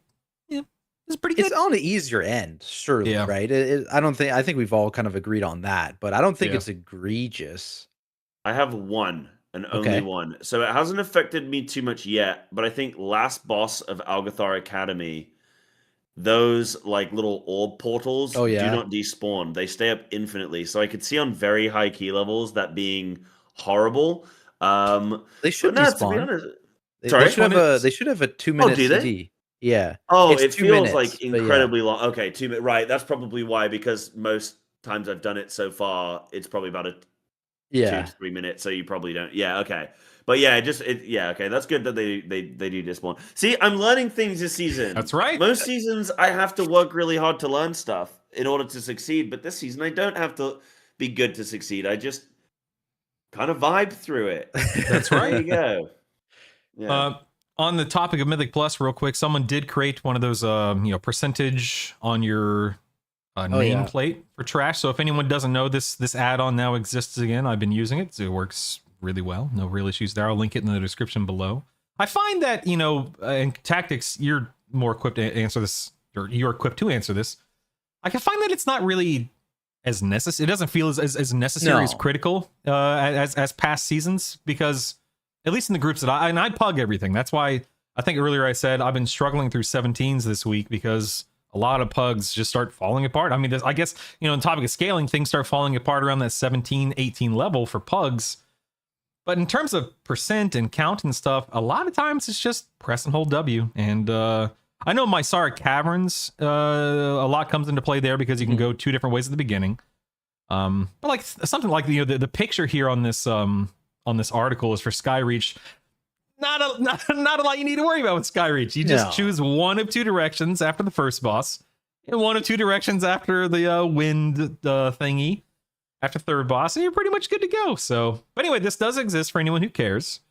And I've been enjoying this season so far. Truly, I have. I think that this season's been a lot of fun, and I look forward to tanking it at some point in time. But is there any dungeon that stands out to you guys as being exceptional or not so exceptional? I love Master's Terrace because it's actually designed really, really well for feral damage, I think. Oh. And I get to do a lot in that. But no, I mean, this is like my whole thing right now is I actually am not interacting and engaging with WoW content the way that I used to historically. And it makes me personally feel pretty sad. Like Mythic Plus is just sort of, it doesn't feel difficult enough where I actually care about anything. Like I'm not failing, and like the way you learn need to and the push way higher. you compete. Push higher. Well, yeah, I just need Go to start push higher. plugging some That's- 19s. That's fine. I just need to push higher. But it just feels like I want that competitive challenge, but I'm also just engaging in the game in a different way these days. Like I'm not, on 12 hours a day pushing keys. So maybe I think it's also just I'm naturally reaching a point where I don't have as much of that hunger in me to need to constantly push. And that's probably I think two things for me are colliding at once, where I'm like taking the game a little bit more chill, but still enjoying competitive stuff, but not like needing it in order to feel good about myself or whatever, like I probably have historically. And But yeah, I like Manchester's Terrace. To answer your question, I like Manchester's Terrace. But what about you, Tactics? I actually really like what they did in Pit of Saron, honestly. Like I Yeah. think that's one of the better old dungeon reworks they've done, especially like going back to what the original was like Throne of the Tides, right? That was like the first old dungeon rework they did, like from pre Mythic Plus days, and that was that Not a was Throne fan. of the Tides. Yeah, but Not a fan. this one I think they did pretty good. You get like good pack density. There are kicks, but like there is like they have kind of followed that whole like you can there's like one important kick and then there's this other kick that just kind of happens usually. The boss fights are simple but still kind of engaging for the most part. I'm a fan of it. Yeah. Can I jump in as well, actually? Because that did make me think. And Pit of Saron is a really good one, actually. I've been. I don't know how I feel, and I don't know how you guys feel about the amount of combat mechanics this season that is just like snares and things, and just a lot Yeah. of pushing and pulling of your character. Like I can shapeshift so many things this Yep. season. You know the gargoyle that's going to kidnap you? You're going to shapeshift it, and it'll leave you alone. The magic debuff in Pit of Saron as well. There's like a magic like slow, Yep. and it does some stuff. You can just shapeshift it. Like there's so many examples in all these dungeons that you can just shapeshift. Brutal, you look like you're in pain. Do you, Well, you feel no, I'm just you saying, look like as a hunter, we have disengage, we have feign Yeah. death, we have turtle, we have survival of the Yeah. fittest. We have a Yeah. lot of tools in our It's a good toolkit, hunter sir. season. Yeah, no. Yeah. In all seriousness, like were you going in the direction of this is not fun because I can counter everything, or there's a lot to counter? What do I do? Which direction were you no, going? just there? it's new. It's Yeah. new, and it's like Blizzard is obviously looking at these different. It's like going from like 2D to 3D. You know what I Yeah. mean? That's like kind of what it feels like. It's Mythic Plus and it's combat, but they're looking at like how can we alter your experience in a different way where it's more about Yeah. your positioning, you're getting pulled or pushed or like Dude, lifted, or yeah. you've got to remove snares. Yeah, it's just interesting. Right now, Dark Ranger Beast Mastery Hunter is doing really well in keys. Marksmanship is great too, Sentinel Marksmanship, but I'm currently playing Dark Ranger BM, and no joke, like, and he's gone. He's gone. We lost him. He's gone. And he's back. Wait Hold for on. it. And he's back. Oh, I clicked a button. I'm so sorry. You know what? I just did? Have I met? No, okay, I'm back where you know what I just did? I was No. like, oh, my guild is raiding right now. I'll tell you what I'll do. I'll bring up the stream so I can just see in case they get close to killing Illyrius and I know what time I'm on. And then I didn't gotta go. realize that, yes, We it gotta just go. jumped me into a different call. No, I'm so sorry. Sorry for that. That's me being... You don't need to apologize. It was idiot. funny. It was funny. No, I'm just Yeah. saying I'm doing See the Dark Ranger Beast Mastery. And I already said it, but truly, I can disengage half of my mechanics. I can feign death another half of the mechanics. I can pretty much turtle everything. I mean, like you said, the Gargoyle and Pit of Saron, I can disengage or feign death it, and it's just completely alleviated. Same thing when Mysaric Caverns and the mini boss after first boss, and he summons you to the altar there. Disengage, feign death. You're rid of it. First boss in Magister's Terrace, right? He does the big 15-second debuff. Disengage, done. It's gone. I love it. Like and these are not complaints. I love as a hunter that I have an answer for basically everything. Those speaking of Mattress Terrace, the big constructs, feign death the beam, done. The constructs in Skyreach, feign death the beam, done. It takes a lot to kill me, and I find and again, I'm not trying to make anyone feel bad if you've run any keys with me this week, but most of my deaths, not all, but most of my deaths this week in my 17s that I've been failing over and over, it's because healers just can't keep up, and it's not because I can't. It's not that I don't have an answer. It's just that there's just a lot of damage intake sometimes, and things just fall apart in pugs. But as a hunter, I feel very stable, very sturdy, very safe, and I love it, man. I love having an answer to problems like that. Yeah, definitely. I agree. It's an interesting new way for Blizzard to kind of give us these mechanics, and I'm curious just to see how it plays out and evolves. To be honest, it does feel on the easier side when you feel like you're kind of doing like I don't know, like more of like an input command or something like a Dance Revolution or something like that, where you just feel like you're a little bit like, or like that song like the Cha Cha Slide, you're just doing like all these different things. It's just sort of moving, like you're just moving your character around rather than just staring at health bars and being like, which one do I need to kick, when do I need to hit my CC. So it's moved a lot away from CCing and a lot more towards movement and positioning from what I've experienced at the keys that I've done so far. But yeah, it's interesting. I will say that I just turned. I had downloaded an add-on called Targeted Spells. It used to be WeakOr, now it's a standalone add-on, and all it does, for those who don't know, is it puts, the way that I have it set up, it puts a big icon in the middle of my screen. I mean, it's about yay big, I guess, in the context of what I'm looking at, and it says, "Hey, this cast is coming at your face from this NPC. Do something. Use a personal. In my case, feign death, turtle, whatever it is." And it helps me a ton in making sure that I either am ready to kick something or mitigate it somehow, or just completely wipe it from the equation because of feign death and turtle and whatnot.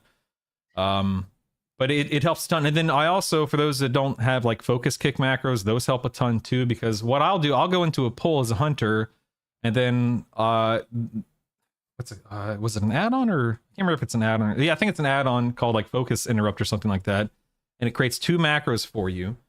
And the first macro will assign a raid target, and it's preset. So at the beginning of the run, it says, "Hey, my raid marker is star. So anything that has a star on it, it's my kick, my responsibility. That way you don't have to worry about wasting your kick on it." And so I'll go into a pull and I'll mark something with star. It's set to my focus. Then I have a big cast bar that only shows me my focus target's casts. And that way I know. And then my kick is also set to kick my focus target, or if I'm holding down my right click, or I can do a mouse over macro, so I can kick anything I want at the same time. My point being, between targeted spells and the focus kick macro and just being a hunter, I'm having a lot of fun and a really easy time just doing what's expected of me as a DPS, avoiding avoidable damage, prioritizing, single target in certain things, AoE in certain things, feign deathing, turtling, disengaging. It's a lot of fun. And I think that's where a lot of people that's where things start falling apart for a lot of people. We talked about scaling going from a 10 to a 12 to a 15 and beyond. People just don't really think about what they need to be doing both on an individual and a collective level. It's not just about DPS, right? It's about kicking and stunning and freezing trap as a hunter and feign deathing and so on and so forth, and shapeshifting as a druid and staggering as a brewmaster monk. It all comes into play, and you got to learn how to synergize, but also how to do things for your group without sacrificing your survival and your damage and whatnot. Anyway, that's my monologue. That's my soapbox. I'll get off. Sorry. No, it's good. It's good to hear the input. Yeah, definitely. All right, it's 12:34, gentlemen, where I live at least. That's my favorite time of the day. 1, 2, 3, 4. Let's get out of here. I do have one final question for you guys, if you don't have anything else that we've been talking about. Yeah, sure. All right, so Cyber, I'll start with you. I want you to finish this sentence, okay? Wow. World of Warcraft would immediately become a better game to play if blank. I think I was thinking about this a little bit. I think World of Warcraft would become a better place if the player base just showed some empathy to the fact that people are not them. And people play the game differently and might see things differently. And I think that encompasses a lot of. Can you give me an example? Because that's a strong, powerful statement. I'm not being silly. I'm being serious. Yeah. Can you give me an example as to what you mean? Yeah. So I think just everyone understanding the context of what we're all trying to do here. Like, I think WoW players just try and optimize everything always. And optimization is very, very good. It is really good. I'm somebody who likes to optimize things.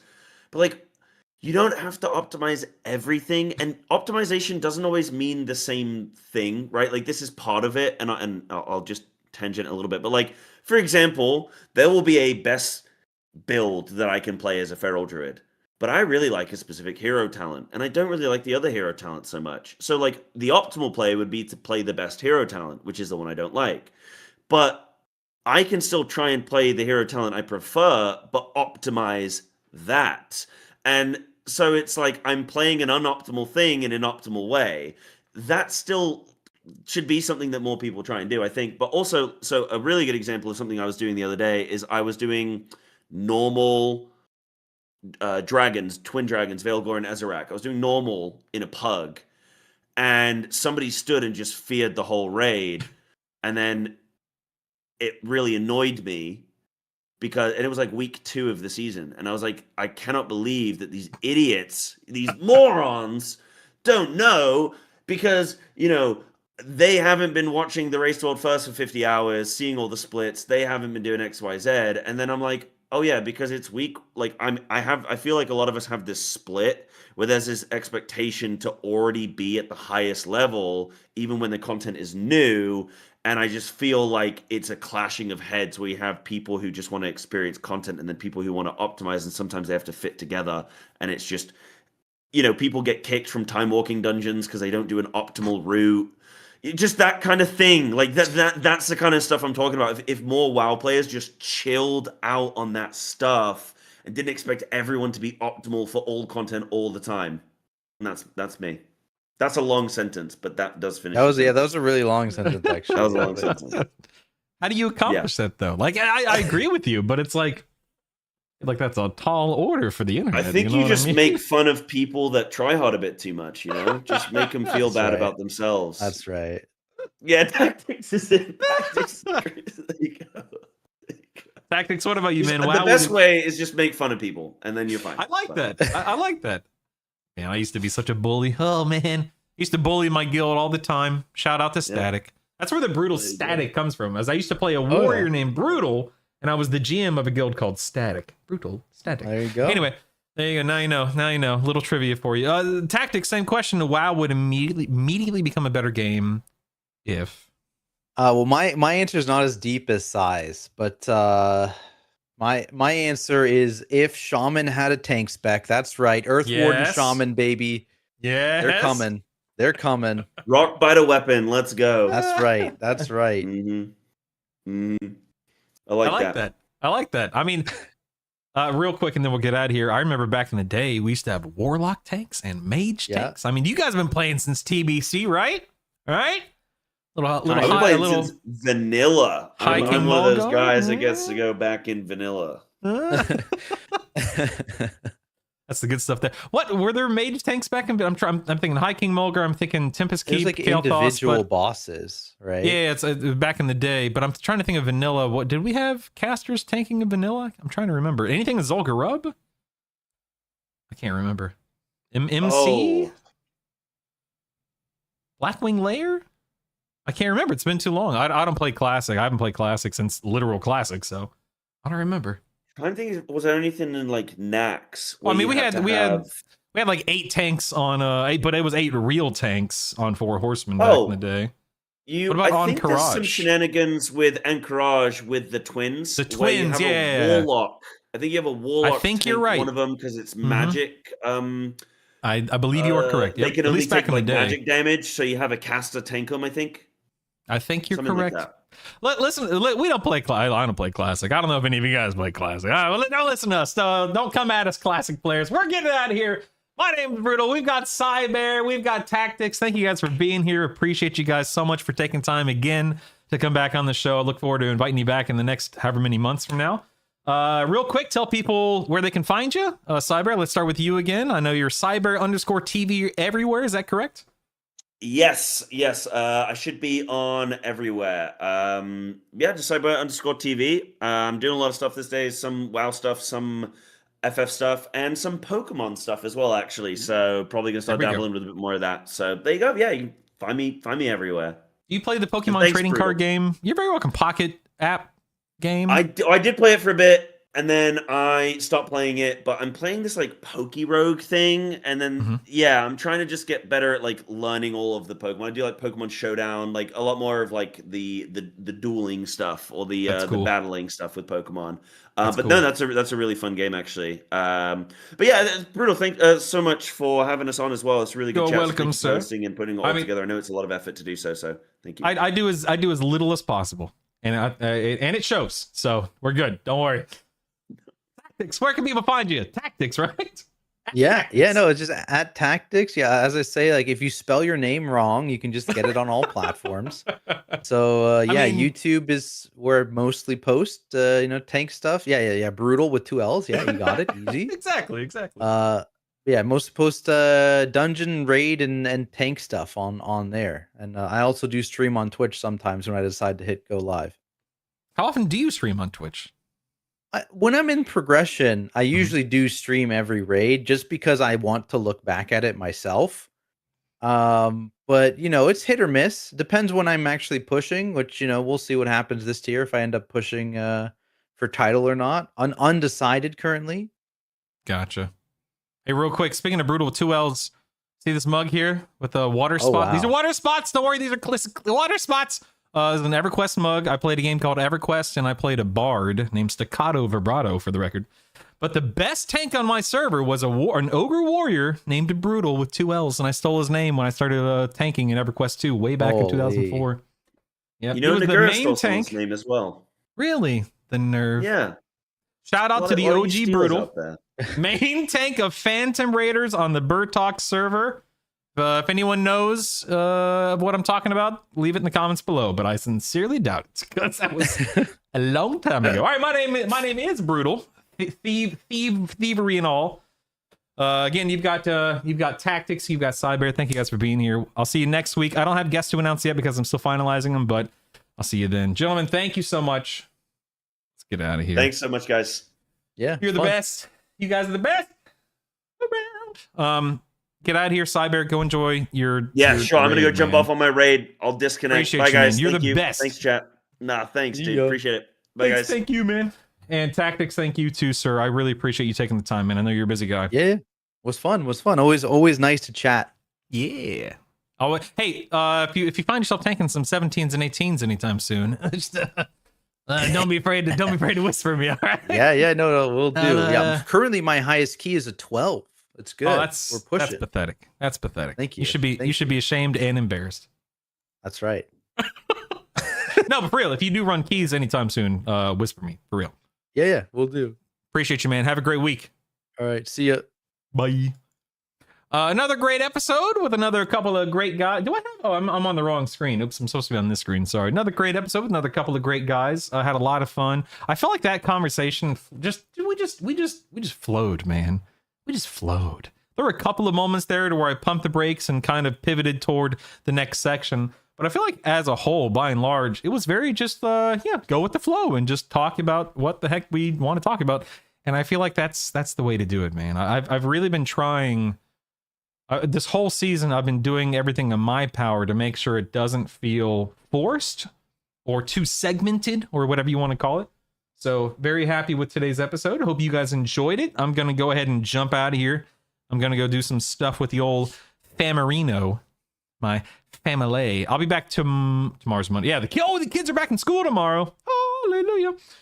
They've had a great 2 weeks off for spring break. I'll be streaming tomorrow, trying to time some keys tomorrow. And then I'll probably take Tuesday off as per usual, and so on and so forth. So get out of here. I love you. Yeah, Cyber just connecting himself. Yeah, it's fine. No worries. Appreciate you guys. Love you guys. Get out of here. Be safe. All that jazz. I'll see you tomorrow morning. That's Monday morning for me at 9 a.m. Central. Live well, be well, do well. My name is Brutal. I'll see you later, goobers. Thanks again. Bye.